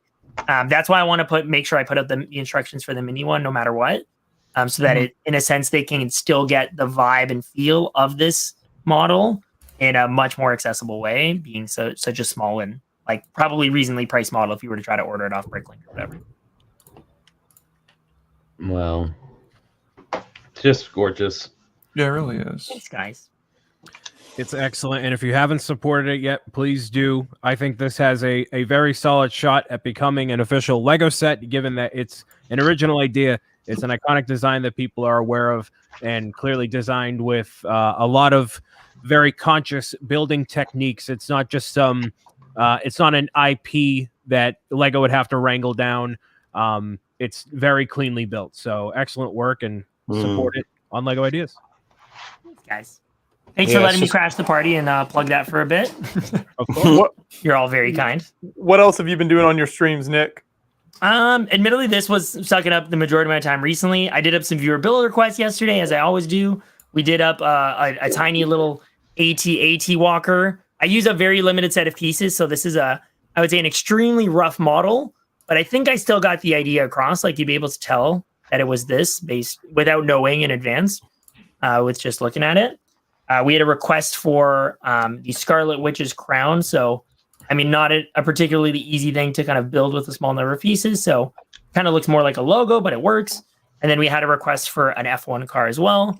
So this probably would, this looks pretty similar as you would probably expect from like a Creator 3-in-1, which is totally cool with me. As long as people can recognize it, that's what it's all about. And then otherwise, I think I might do some Among Us builds today. I know the big drop of the airship map is tomorrow.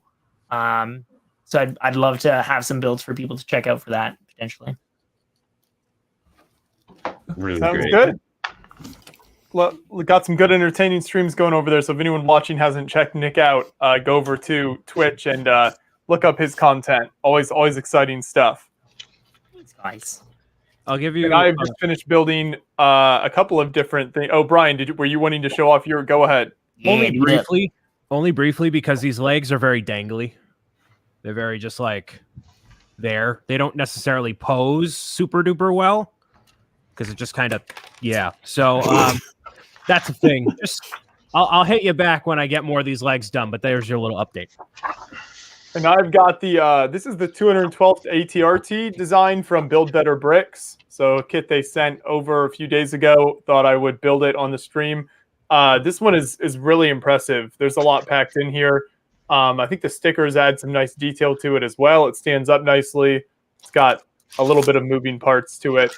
So that's a neat kit there. And then I've also been working on the this is the gift with purchase like Easter carrot and little rabbit set as well. That is, I think, available right now if you buy a certain amount from Lego Shop at Home. $60. Okay, there you go. This is a fantastic kit. The door opens. It's got lots of nice flower pieces in there, and then my favorite is that they're stickers, but the design of like the carpets and the wall hangings inside here is really cool as well. It's good if you need orange pieces too. Yes, there's a ton of orange pieces. And I love that that light yellow door. I don't know. I haven't seen that in that color before. I really like that though. The shutters are also in that color, and I like that color. I think it works well, especially for a kit like this. And these little like purple eggs here, plants. Very nice. Fair amount of stickers, but besides that, this is a good question that I don't have an answer to. With the rabbit, not just Probably would be a hankering to eat the actual house.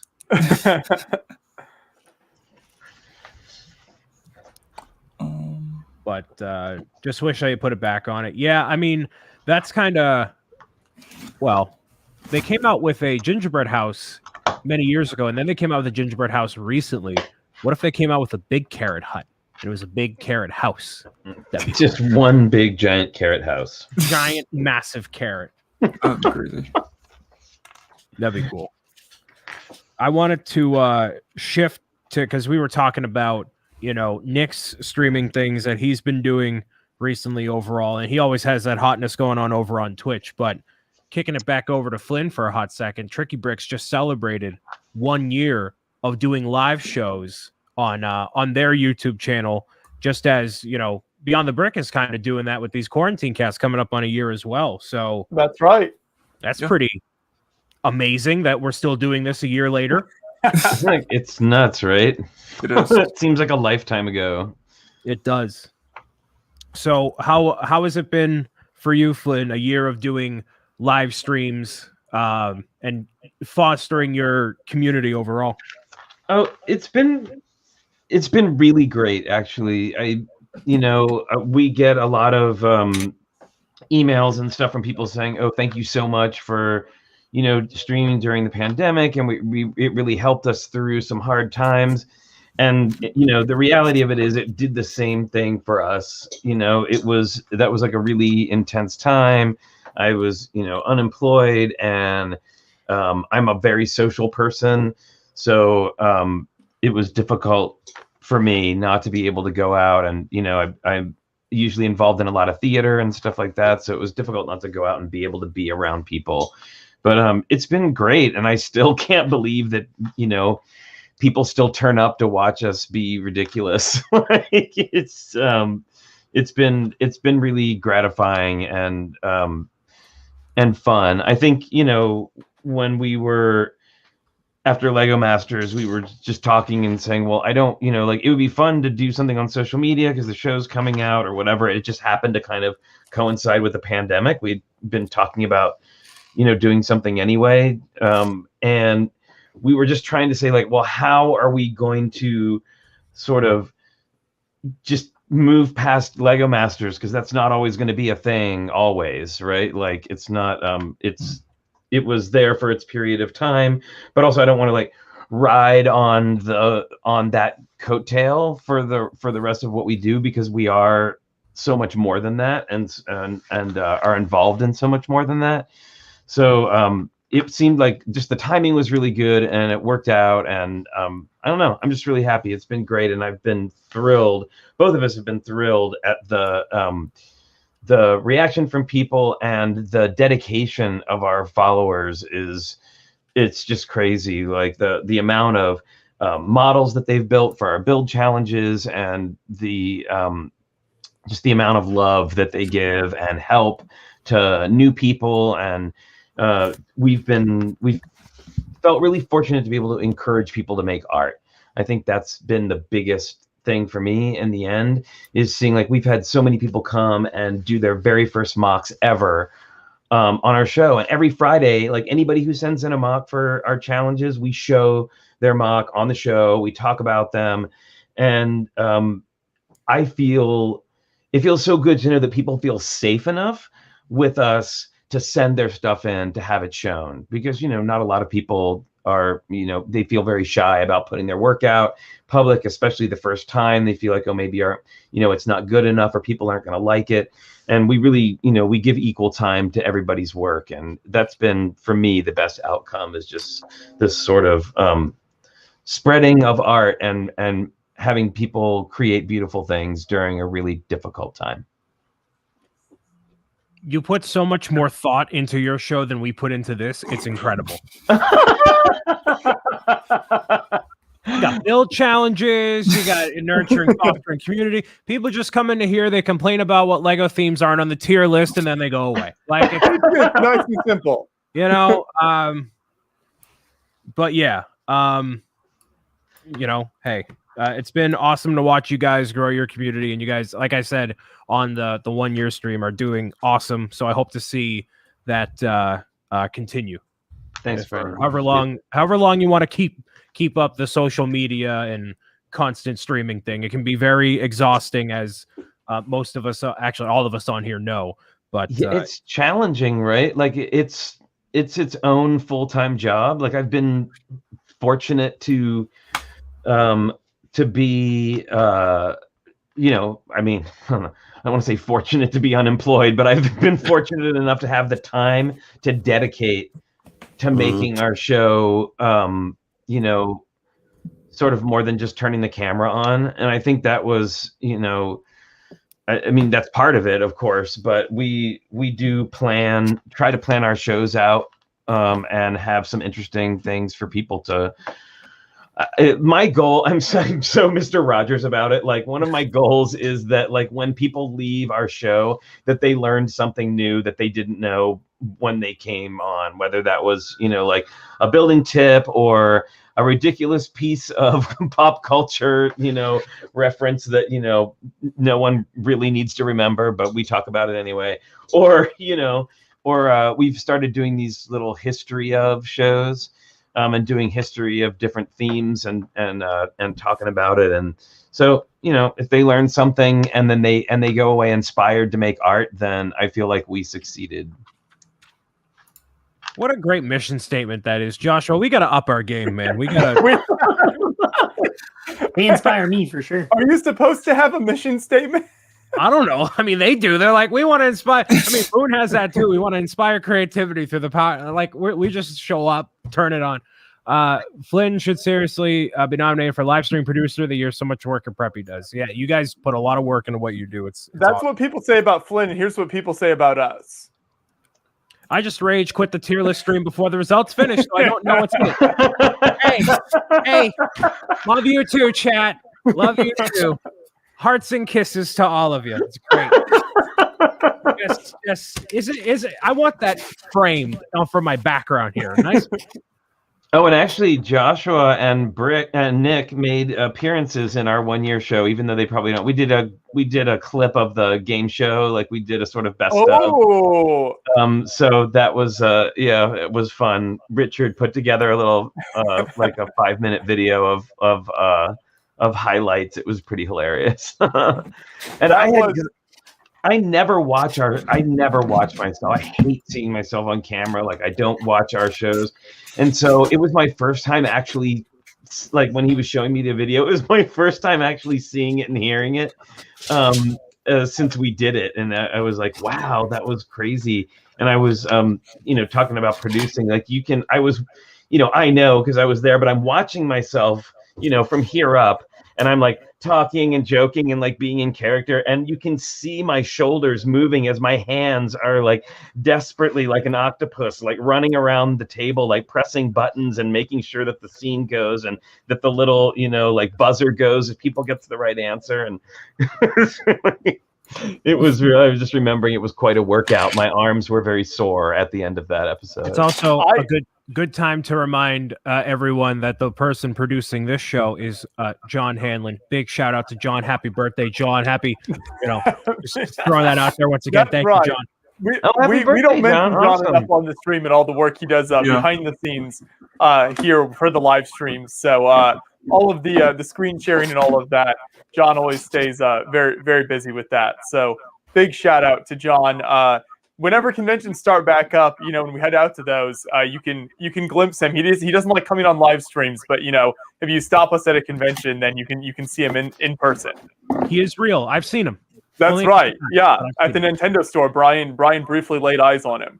Yes, and then he like disappeared. Like I don't know where he went. He must have went to some official business meeting at some. Yeah, he's meeting with the president of Nintendo actually upstairs while you were doing your meetup downstairs. Dang it! Not again. Sorry, I'm laughing at Bobo Laveau's comment.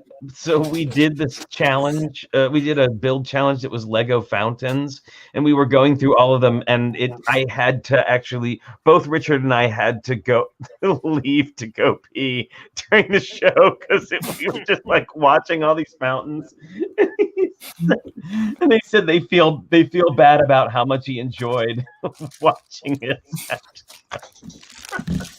It was definitely one of the more ridiculous moments. Yeah, that was great. That whole live stream and the 1-year anniversary stream were awesome. Excellent stuff. We got a puppy on stream. That's more important than anything we're doing. Hey man, I'm just giving the chat what they asked for. They asked for an animal interlude, so am I gonna have to get Logan now? I mean, you can lure him without the treats. I know he's got to cut back, but he does have to cut back. Well, and it was bad because for a while on my Twitch stream, I was offering a Logan cookie time as a point buy, and people were just turning them in right and left. And then we went to the vet, and they were like, "So it seems like Logan's put on a little weight." Like, well, yeah, Logan, come here, bubs. People love to give the dogs treats, but yeah, it's not great for them. You have to limit the amount, 5 per stream or something. Yeah. Aw. Nice. Yay, Logan, say hi to all your friends. Here, we'll do another one. This is the only way I can get him to look at the camera is to like hold the feet above the camera. All right. Good one. He's really good at catching the treats in the air. It's his favorite trick. It's awesome. Yeah. Makes me more. I don't know what this means, Brian, but if it involves pizza, I'm in. Oh, that's my chat trying to fatten me up even more. No, no, because when you're on Twitch and you're an affiliate, you can rack up channel points for watching, and you can redeem it for different things. So Flynn had one set for redeem 1,000 and Logan gets fed a cookie, or for movie trivia. Dan has like, take a sip of a drink or pick a drink or whatever else. So, and then Nick, if I'm at a point where I can redeem like 5 appearances from his dog at this point. So I'm just saying, and like pupper tricks and everything else. So mine, I have it rigged so it plays like a video of a Fortnite emote dance over the top overlay of my screen, because I hate when kids emote in front of me in Fortnite. So you can redeem the channel points to trigger it in real time. So Bobo Laveau wants it so if you redeem X amount of channel points, you... That's great. if you redeem a certain amount of channel points, you can buy me pizza, which is an absolute no-go. Absolutely not. No, my third chin will be down here. I can't allow that. No. That was like the internet equivalent of hey, you kids, get off my lawn. That was amazing. I hate when kids do emotes in front of me in Fortnite. Get off my lawn. Yep. And they do it. And like, you know what? Since I've had that channel reward for like the emoting, they've emoted in front of me less because they get it out of their system. You know, they're all antsy for the, you know, it all works out. When they redeem those points, does that give you the Twitch creator or anything? No. It's just for fun. Okay. It's just like they get it for watching and then they can redeem it and do fun stuff. Yeah. So if It's all you come about in my engagement. stream, you probably have enough points to redeem for an emote. So next time you're in my stream, it's 2,000 points each, which you accumulate pretty quickly, and you can redeem it, and it'll pop up in real time. I have no control over it. So whenever it happens, it just happens. It's basically the gamification of streaming.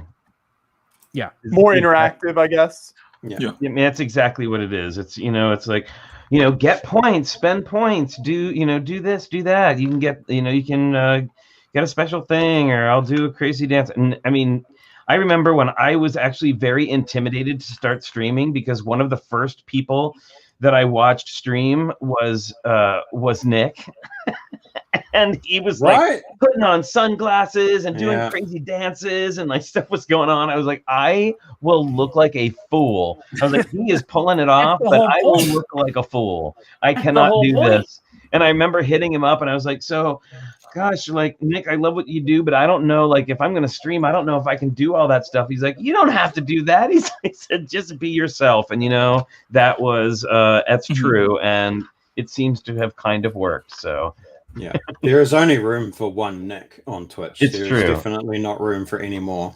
It is the real way question- too much energy. Brian, it sounds like everybody else has a dog that they show on stream. So what's your deal? I know. I want a dog so badly, but none of my living situations allow for it. And like, even a cat, like nothing. One day, the goal Maybe like is a fish tank. how in the many background? living situations do you have, Brian? So I'm either, sleeping in my car, sleeping in the office, sleeping at home, there's all sorts of different locations. No. But no, any of the places that I've lived like ever don't allow for dogs. So like I can't, it's usually apartments. So one day when I have the white picket fence, the wife, the kids, etc., I want a dog that's big enough for my fictitious children to ride like a horse. That's the goal. When that happens, I don't know, but that's what I want to happen. Irish Wolfhound. Go with an Irish Wolfhound. Yeah, I want a big dog. So I'm just saving all that energy until I can have a dog properly. Saving up that big dog energy. Yes, All right. of course. To answer Echo Brix's question, what have I been up to recently? Not much. I had surgery last week, so I've been recovering from that, doing very little. Yes, given the stones a good whiff. It was a big stone. It was a massive stone. I had my gallbladder removed, and a rather large rock came out at the same time. Everybody's reactions were so different. Like, it was awesome. That's great. Yeah. Oh man. Yeah, we I'm glad talked. you're okay, Dan. Thanks. So am I. Have you been putting out content from the Lego show that happened, or what have you been doing with that? Yes, I did. I put out a basic video just covering most of the displays. Learned a lot about that one actually, because I haven't really done a lot of videography at shows, and that place had particularly bad light, so I had to go and invest some money in a light. And then I did an interview with Nick Vass at the show, so because he came down for that. And yesterday I just put out a very short video with a first-time exhibitor who got a couple of awards at the show. Just highlighting his build. He's a T-fol, has a YouTube channel. First time he's ever exhibited, and came out with a really awesome mock. So got a couple more coming up in the next couple of months. So it's good. Looking forward to it. What's it like having shows and living like a relatively normal society down in New Zealand? Yeah, I think we forget about it. We probably take it for granted a little bit that, you know, that we still have relative freedom to just carry on life as normal. Masks aren't required except for maybe on public transport, and that's about it. But other than that, yeah, I guess you feel a little bit more distanced from COVID than everybody else does. You know, we still have isolated cases in quarantine that are returning from overseas, but we don't have any in the community. And yeah, I guess we probably take it for granted a little bit, to be fair.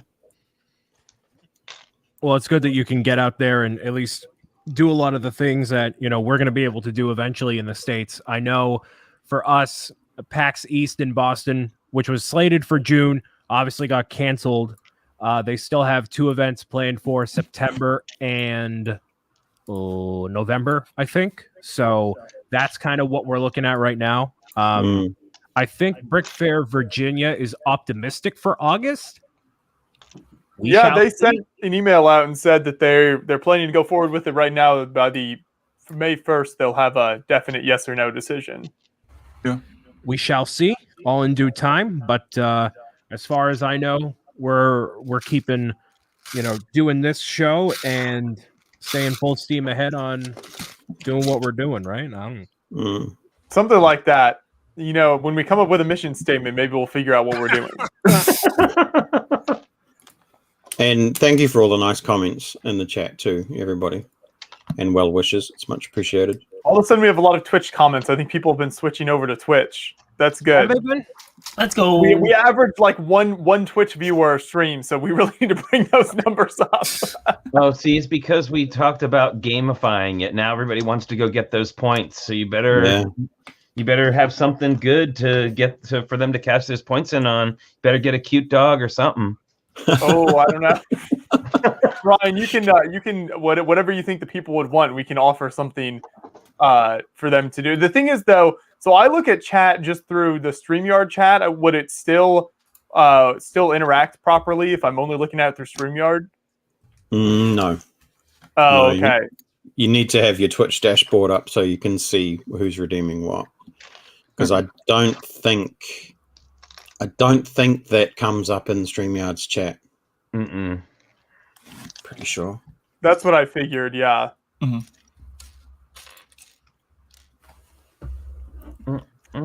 He's 1,000 channel points, and Joshua has to get asked a question about pop culture. I mean, do you really just want me to not know, the answer to anything you're asking me? I like Echo's one there. You should show John for points. So redeem 1,000 points, and you get a John appearance. No, that needs to be like scratch him under his armpit. Whatever, it has to be a very high threshold. Whatever is considered a high threshold of points for John to make an appearance on a stream.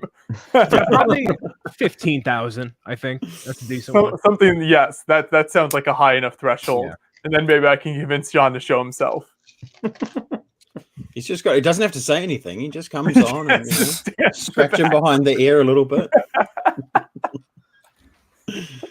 Now, and if you can teach him to catch treats in the air, people love that stuff. Yeah, get some peanuts and throw peanuts. Oh, I'm sure if I started throwing Reese cups up in the air, he would start doing tricks for it. There you go. Is John back at the controls or no? I think he's still away. Okay, yeah, okay. We can bring. There's something. Maybe I can find this and share it with you. Have you happened to go on Twitter at all recently, Joshua? I don't. I rarely go on Twitter these days. I don't know. There's probably things I should. Is there anything important I'm missing out on over there? Yeah. So let me do something real quick here. There's something I wanted to bring to your attention as a tweet here. Hold on. Let me see if I can share this. You didn't tell me you got a deal on Disney Plus? What? Oh, I know what he's talking about. Have you seen Falcon and the Winter Soldier? No. So this is the new Captain America in Falcon and the Winter Soldier. No one told us. Oh, I Yeah. did see this. Yeah, Look at we the- know what right. you're talking about. Look at. Do you not see the resemblance here? Wait, No, it's not- there's no picture. What am I looking at You don't here? have it on screen. I don't. You don't. You have like some other tweet. Oh, You've got your Twitter, feed. but it's just a black That's your screen feed, with man. words. share screen. Screen 2. Ah, here we go. This one. Which one? Can you Looks see it? great. Don't Anytime soon. Anytime. Oh, What? Wait, what are I you? just now we Oh, infinite, Inception. Right here. Yeah, Right here. Look. Look. Wow, that looks just Dreamception. like Josh. Oh, there we go. Look, he got it. It's so true. gotta The deal with Hamlin, I Disney can't believe the Plus. Hamlins wouldn't have told us about all of their planned celebrity appearances on Disney Well, shows. there were a lot of NDAs signed, so I had to keep it under wraps. But yeah, E-Logger found me out. I donned the uniform there, decided to make my country proud. You yeah. got to show the other one though, Brian. The one that Kevin See, no, shared. hold on. This is why John handles this stuff, because then when I try to screen share, it all becomes a catastrophe. So See, because you got to choose like tab or like or, Right, exactly. Yeah. Give me sorry, all right.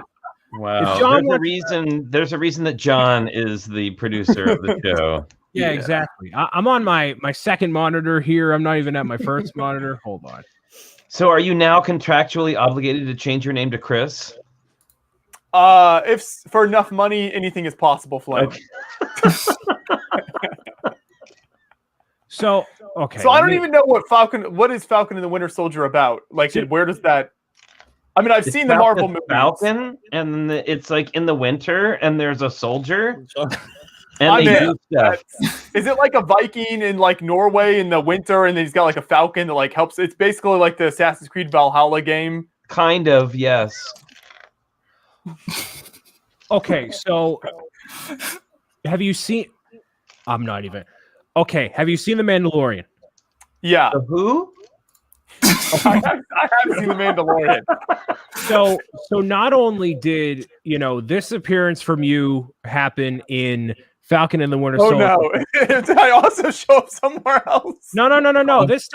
This time it's me, because Kevin Hinkle brought to the attention that I have the same Disney Plus deal from The Mandalorian. This guy. No, that is a much closer resemblance. That is absolutely not true. No, it's It's so true. Look at that. Yeah, it's very similar. There's no. Well, I don't okay, know. I think the Compared to Mandalorian this- guy needs to up his hair game if he's gonna compete with you, Brian. That's true. Look at these two. We got multi-million-dollar deals, Joshua. Man, with so many deals going on behind the scenes here, Brian, that we haven't been able to talk about. It's incredible, and I haven't seen a dime of this money. What's the deal, John? We actually set this up for you and then just kind of didn't let you know. It's incredible that you set this up and my management company did it. That's incredible. Wow. Amazing. Should have hired John to make it happen. But anyways, yes, that was brought to the attention on I Twitter. apparently look like the son of Kurt Russell. Okay, we can just make these comparisons all day if we wanted to. So as you can see, Joshua, you are missing out on, incredible content on Twitter. Apparently, yes. I need to get over there more often, is what Brian is trying to tell me here. So that you can find out where your career is going. Yeah, what the people have me doing these days or something. What was I showing you before? I think I was showing you my notifications on my other monitor. Whoops. No, I'm sure there were lots of spicy things in there that people can go back and screen. No, it's just Deanna favoriting everything I do. It's fine. So they had to hire lookalikes. Yes, this Oh. actually is not us right now doing So the show. how is the Falcon and the Winter Soldier show so far? Is it worth watching? Flynn, are you watching it? I am not actually. I haven't started watching it yet. I needed a nap after WandaVision, so I haven't quite recovered. And actually, I finally got Richard to watch. Sorry, not Endgame, but the other one, Infinity War. Infinity War? Infinity War last night. And then we're going to be watching Endgame, and then I'm gonna force him to sit through WandaVision with me. I think he'll enjoy it. But I was like, if you're gonna, he's like, I don't want to watch all the movies, and I was like, okay, well, I think if you just watch these two, that'll set you up enough for WandaVision. Like, arguably Age of Ultron, but do we really need to sit through the entirety of Age of Ultron just to see that one plot point, which we will see in the show anyway? So we decided to watch those, and I forgot, like, it was really I hadn't seen it in a while. It was really fun. I kind of forgot how fun it really was, especially when you, and I know we've talked about this before, but the comparison to a lot of the DC movies, which take themselves so deathly seriously, and to just kind of see the humor and fun that they brought to it, I thought it was really great. Even in some pretty dire circumstances, they were able to still create interesting moments. I enjoyed it. I'm looking forward to seeing the other one again. Mm-hmm. I know Kirk has watched Falcon and Winter Soldier, right? Yeah, I've seen the first 2 episodes. To say the least, without spoiling anything, I enjoyed WandaVision more. This may change like after Falcon and Winter Soldier is over, but I can definitely say that I enjoy WandaVision more as a show compared to this one. Well, I know they have a very different vibe, and because of course, there's another good thing to go to Twitter for is listening to people complain about pop culture stuff. And that would be why I don't go to Twitter anymore. Exactly. Stay away, you'll be fine. Yeah. But I saw a lot of people saying like, "Oh, well, the vibe's not the same as WandaVision." I'm like, well, okay, clearly it's not gonna be. Yeah. But even and I know that, you're not. I know you're not comparing it that way. Yeah. I just know a lot of people were like bothered by that the vibe wasn't the same, and I gotta say, like, people said the same thing about WandaVision when it first started. They were like, "Oh, it doesn't have the same vibe as the regular Marvel movies. Like, I don't get it. What's going on?" And then what I noticed last night watching Infinity War was all of those Marvel universes have their own vibe. Like Guardians of the Galaxy is like clearly planted in like they were the comic relief. Right? Like they definitely are, they have a very different vibe than a Thor movie, than an Avengers movie. Like they all have their own sort of thing going on. And I think that's okay. Yeah. And I think that was one of the cool things about the movie is that they managed to kind of mush all those vibes together and create a whole that seemed, fairly cohesive. I think for you, Joshua, Falcon and Winter Soldier would be more up your alley. It's a very good show that has a lot of drama and is very cinematic in a way that WandaVision wasn't. So I could more easily recommend that to you as a casual viewer compared to WandaVision. Sure. Got it. I'm sure I'll catch up on them eventually. It takes me maybe 2 to 3 years after everyone else has seen something. For video games, it's roughly about 10 years usually. I just started playing the first Borderlands game recently. Wow. Because there was a really good sale in the Xbox store a little while back, and a friend recommended them, and it has been super fun. But yes, I get to these things a very long time after everyone else. There's nothing wrong with that at all. That tends to happen with me every once in a while. Like last night, or not last. Well, I think it was like the afternoon. I saw that Steam had Final Fantasy 15 on sale, and I literally just started playing that. I think that's been out for some time. But is that the one with the road trip one? The one with it's funny. I had never really played a Final Fantasy game, and then that one was on PlayStation Plus. And I downloaded it, and I thoroughly enjoyed it. It was really it's fun so far. Yeah, I just started trying to play. I say trying to play the Final Fantasy VII remake, and I'm not quite I'm not like not really doing it for me the same way that the other one did. Yeah. I don't know. I think it was. I've never been a fan of the style particularly. Like the Final Fantasy style overall. Yeah. But I really did enjoy the road trip one. I thought it was really fun. Yeah. Oh boy. I see Deanna's comment in the chat. Yeah, you finally got a Blu-ray disc, man. Good for you. Yeah, I okay, so here, let me go ahead and grab it. Let's see. So, Josh was finally gonna play Pong. That's right. I'll get there eventually. You just got to be patient. so this this past week, after I think this wasn't last quarantine cast. This was the quarantine cast before the last one. We had the whole conversation about how I collect DVDs, and it's time for me to move on. Brian has a big issue with this, big issue, and so I finally did it, and I started to get movies for my collection. So I got God, the glare is so annoying. Now You See Me Too, which I'm not that big of a fan of the second movie. I actually enjoyed the first one more. So I still have to get the first film. But the second one's all right. And then I saw that they had this on sale as well. So it's the first three films from John Wick, which I absolutely love these movies. They're pretty violent, but I do love the action, and Keanu Reeves is great in these films. So I did pick this up, and then I have something else on the way from one Brian Saviano. At some point, that'll be in my collection as well. What an assortment of films you got so far, man. Yeah, I just trying to slowly thing, and then I was looking on like Best Buy and stuff to see like out of the DVD collection that I do have, which ones are actually available on Blu-ray or I guess anything higher to replace those. And there's a certain amount. I think it was like one or two that were like, okay, it's only on DVD, so keep it. But yeah, the only thing that's left for me to do is actually still get the actual player. But I think I'm just gonna wait until I get like a console that has one built in. The thing that's fun about whenever I finally get around to playing some old video game or watching like a TV show or movie is then going back to our old videos where we've covered Lego builds based on those things, because it's super popular stuff and it's like people will make cool builds from it, so we cover it. But when we make that video, I have no idea what they're actually talking about most of the time. So then I can actually go back and appreciate it when I've actually experienced the game or whatever it might be. Like a couple of Borderlands models that we've covered over the years and stuff like that. So that's always an enjoyable part of it for me as well.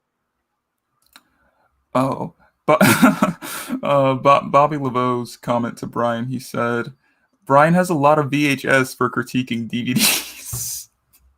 He has more I saw the footage. He has more VHS tapes than I do in my collection. Hey, I actually tried to sell them at the auction. Now they are heading toward recycling. Okay. They are not valuable. Nobody wanted your VHS. I was so taken aback that no one wanted to buy these VHS tapes that I bought at a yard sale. I was so disappointed. I was gonna get one of them from him. I saw like one of the random Pokemon things, but then I did some research, and that's like part of like the show, right, Brian? Indigo League, or is that? I don't know. I don't know. I have no. Whatever clue. It was, I think it was like part of the show, and I was like, okay, wait, that's already on Netflix. I don't need this. But I'll every DVD you have is also on Netflix, so I don't know what kind of. Well, okay, wait. And logic is that. That's not true. That is absolutely true. No, Gremlins is not on Netflix. Back to the Future, I think, is on Netflix. The Golden Child with Eddie Murphy, I don't believe that's on Netflix. Ferris Bueller's not on Netflix. A lot of stuff I have is not on Netflix, which is why I have. Yes, I see. That's what I like. I mean, I have a lot of DVDs. I'm really into film, so I have a lot of especially older movies on DVD and Blu-ray. And I know, and people were, always look at me askance, and they're like, "Oh, well, streaming's a thing now. Everything's on streaming." But the thing is that streaming has diversified so much. It's like everybody has a separate streaming platform. So unless you're willing to pay for all of them, you're never going to have access. It's different from back in the day when like Netflix was kind of the only thing going, and they had everything. But now it's like you have to have Disney Plus, HBO Max, Netflix, Hulu. You have to have all of them if you want to catch anything, and especially if you want to see any old movies or any old film, you're kind of out of luck. So I'm really glad that I didn't listen to people telling me to get rid of them. I mean, like I have like a whole box set of Hitchcock films, like Mhm. everything by Hitchcock, and that's not a lot of stuff you can just go find on streaming. Yeah. And the other thing too is a lot of the older movies you only get on these streaming services where they're like, hey, it's free on streaming, but then it's got commercials and they've Exactly. cut it all up, and there's nobody sitting there saying, oh, this at least seems like a reasonable place to cut it off and put the commercial in. No, it's Mhm. like right in the middle of a sentence. Like somebody's talking and then all of a sudden somebody's trying to sell you orange juice. It's Yeah. Exactly. quite disconcerting. Mhm.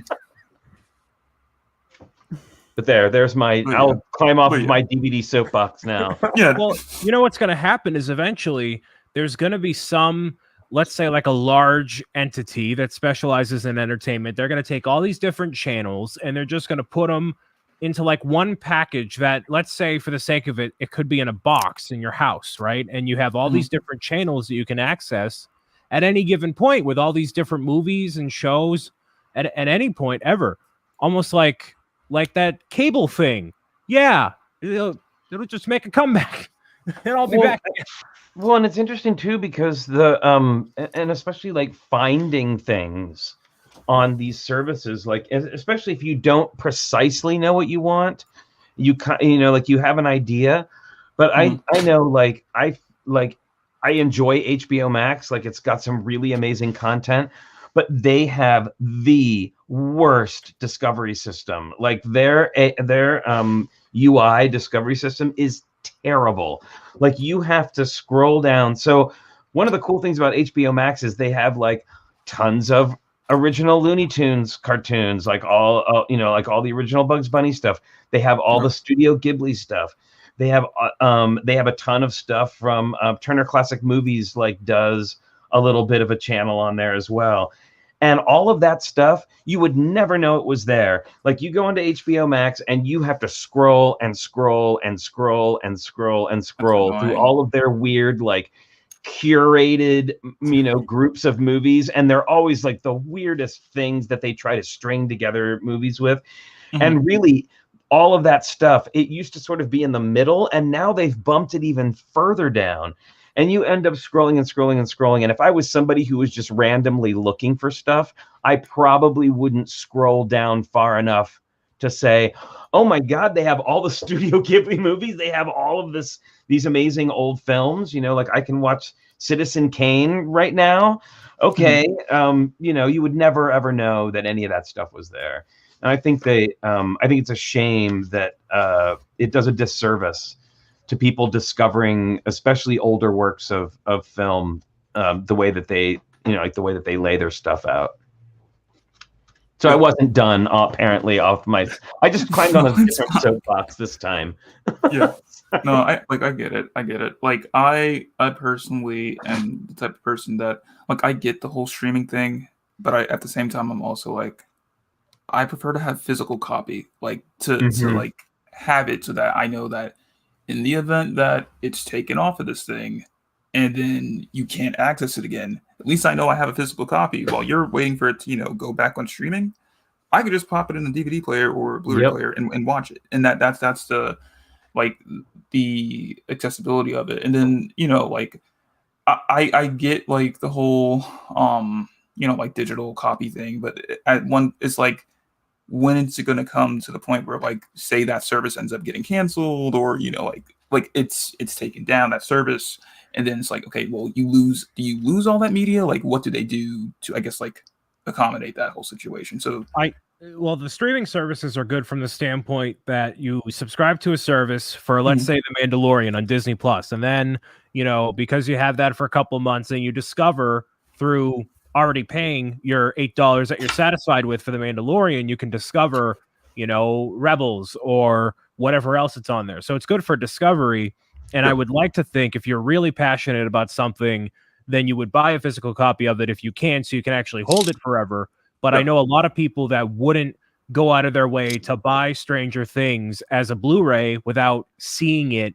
Like that's something that you stumble across in the very beginning. Like streaming allows for that, where there's not as much cost risk for people. Am I going to spend $20 on this Blu-ray and am I not going to like it? Or it's already included in my streaming service, so let me give it a shot. And if I don't like it, bam, there's something else instantaneously. Well, I think that's a really good point. But you also, the service has to have a good discovery system, right? Not like Disney Plus, like how they have the tabs like that tell you, okay, so this is pretty good. Disney Channel.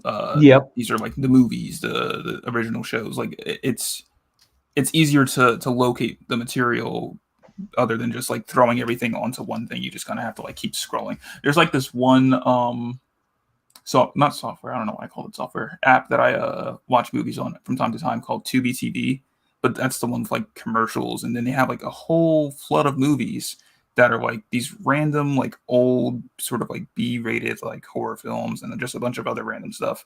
But you have to keep scrolling and it doesn't go in like it doesn't have like a way for you to organize it by like the genre or by the year. It's just like there. So you just have to keep searching for it, or unless you know what it is you're looking to watch, you can just search it, and then if they have it, they have it. But I feel like that's one thing that they kind of have to like improve on, like just being able to locate the material that you're looking to watch. Yeah, I love my physical copies, and I don't know about you, but I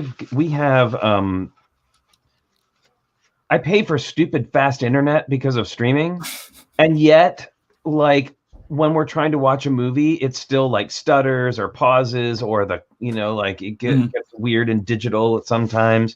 Yeah. And that doesn't happen with my Blu-ray. Like I put it on, I get to experience the full movie without it. Like and it drives me crazy, like that kind of stuff. I think they both have their pluses. Like their pros and their cons. They're pros and their cons, but I don't know. I like having my physical copies. I like being able to pop it on whenever I feel like it, And also too, what are you gonna do if the internet goes down, kids? Exactly. It's just like your entire digital collection. You might have like the entire Marvel collection. If you don't have those in physical and you're looking to watch it, well, tough luck. You're just gonna have to wait until your internet comes back on, or whatever. It's just I don't know. Like everyone's different. I get it. But for me, like I said, it's just like physical is like my way to go. Like I mean, like it's nice how they have like the Blu-rays where it has like 3 different versions. So like you have Blu-ray, DVD, and digital. So like you have your options there. So if you don't have the Blu-ray player accessible, you can still watch on the DVD format if you have the DVD player. So it's nice that way. Yeah, I agree. Yeah. I wonder how many streaming services the average person is subscribed to now these days. I'd say 3. I only have 2. You only have 2? Yeah, I have Disney Plus, and I got HBO Max for Snyder Cut, but then I'm probably going to cancel that in a little while, and I kind of You don't have Amazon Prime? I have. I don't use it. But you have it. A lot of the stuff on there, though, you have to pay extra for the movies, and there's nothing really on there I watch.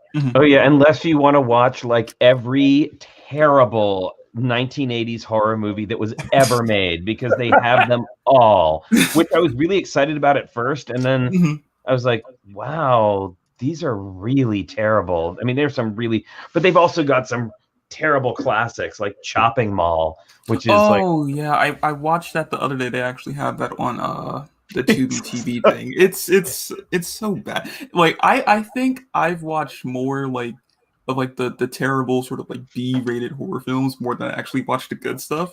But for some reason, like, I get a kick out of it.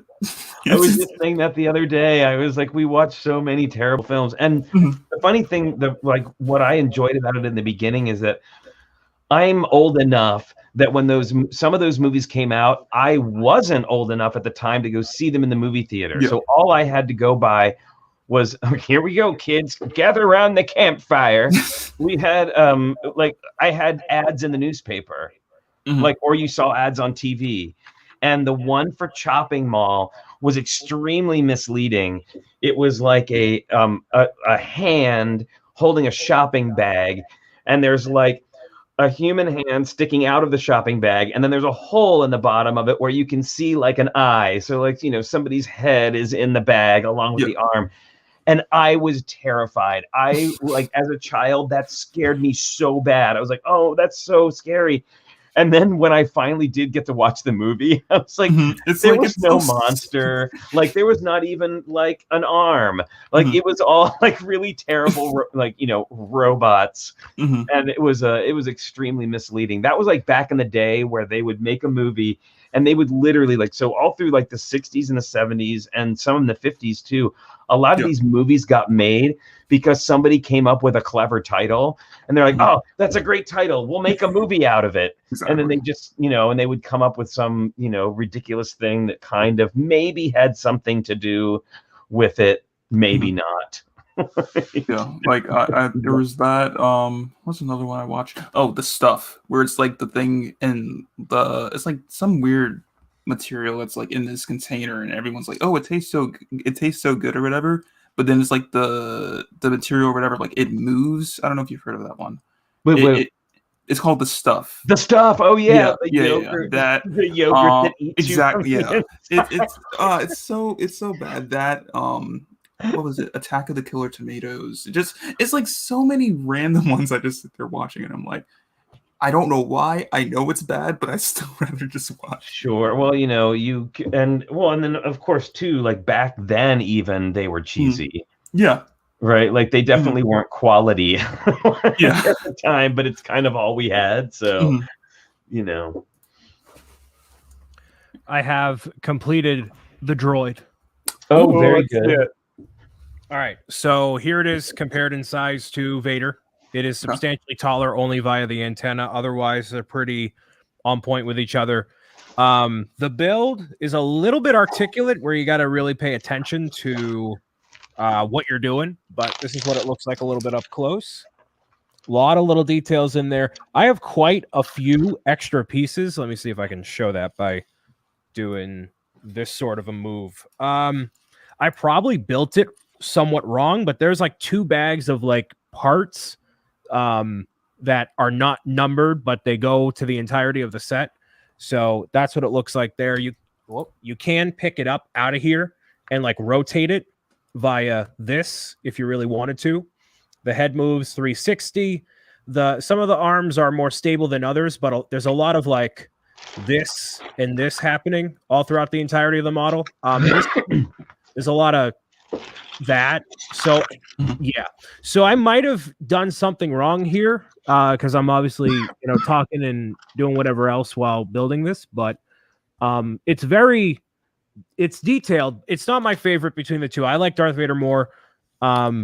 It was a decent building experience, but yeah, there's a lot of little pieces left over there. Again, that might just be me, but it's good. I don't know. I'm not like crazy about it. But I also don't have a connection to this at all. So I've obviously seen Empire a bunch of times, but yeah. So in regards to like the building process, like which one would you say was your favorite?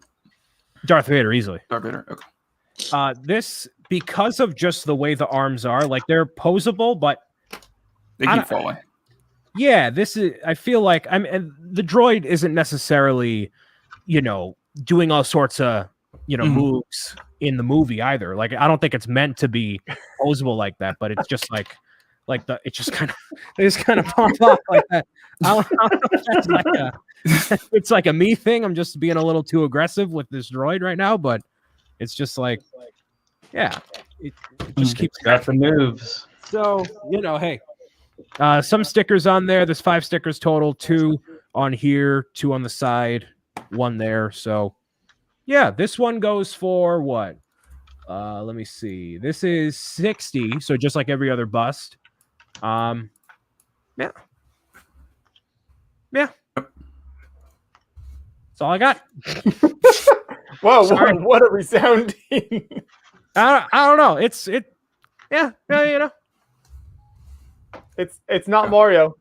Man. Hey, no, even if we're not it being Mario, like I think that there is definitely a place for this sort of build of this scale, of this sort of caliber. But I think like this is not like BB-8 or Dio. This is smaller in scale and scope. So I don't know what else would fit with this scale. I think if there were a C-3PO, it would be bigger. I would think an R2-D2 would be bigger. it wouldn't be like this, but maybe a battle droid from the first prequel movies, maybe something like that in this scale. A droidica, that would be awesome to see in this scale. That'd be sweet. But they've all done original trilogy stuff because that's what everyone recognizes. So I would hope we see something like that. But yeah. So you've got one left to build then? I have the Scout Trooper helmet, which unless something super spicy and hot flies through these double doors into the entrance of my palace, that'll be what I build next week. Oh, who knows? Who knows what will fly through those doors? Yeah, maybe I'm gonna get Trolls World Tour, Minions, or all your favorites coming in. All the favorites. Yes, sir. Yes, sir. Never know. Well, now that we've finished our builds, I think that'll wrap it up for us on today's stream. So once again, reminder about Nick and his Awesome Ideas project. Go check that out. Support that. Thanks for stopping by, Nick. I hope you've gotten some good building done there. I have. Yeah, thank you. It's been great. Awesome. Always an awesome conversation. Flynn, glad you've made it a year in streaming. Looking forward to more from you in the future. Thank you so much. Dan, any more? Well, you mentioned earlier some of the stuff you're doing with the content from the Lego show. Any other streams coming up? Just my regular streams throughout the week. Raid Train today with 5 awesome streamers starting in a few hours. But yeah, nothing else super exciting planned at the moment. And then Kirk sells instructions on how to get that great look that he's had going on here on the stream the last few weeks, right, Brian? Yes, the Kirk ensemble. We're working with a few distributors right now to get a Halloween costume ready for this year. Yes. Yeah. But no. Again, I've released instructions for the Xenomorph Nostromo mock over on Rebrickable, along with the other 2 that you can find there. So if you guys have any interest in that, if you guys are fans of Alien or fans of Marvel, there are 2 other Marvel mocks on the Rebrickable page. So yeah. And then Brian and I will be here trying to come up with a mission statement and probably not doing anything. Yeah, we're gonna take these streams up to the next level. There's some awesome things behind the scenes. Don't you worry, ladies and gentlemen. It's getting nice. We will see everyone soon then.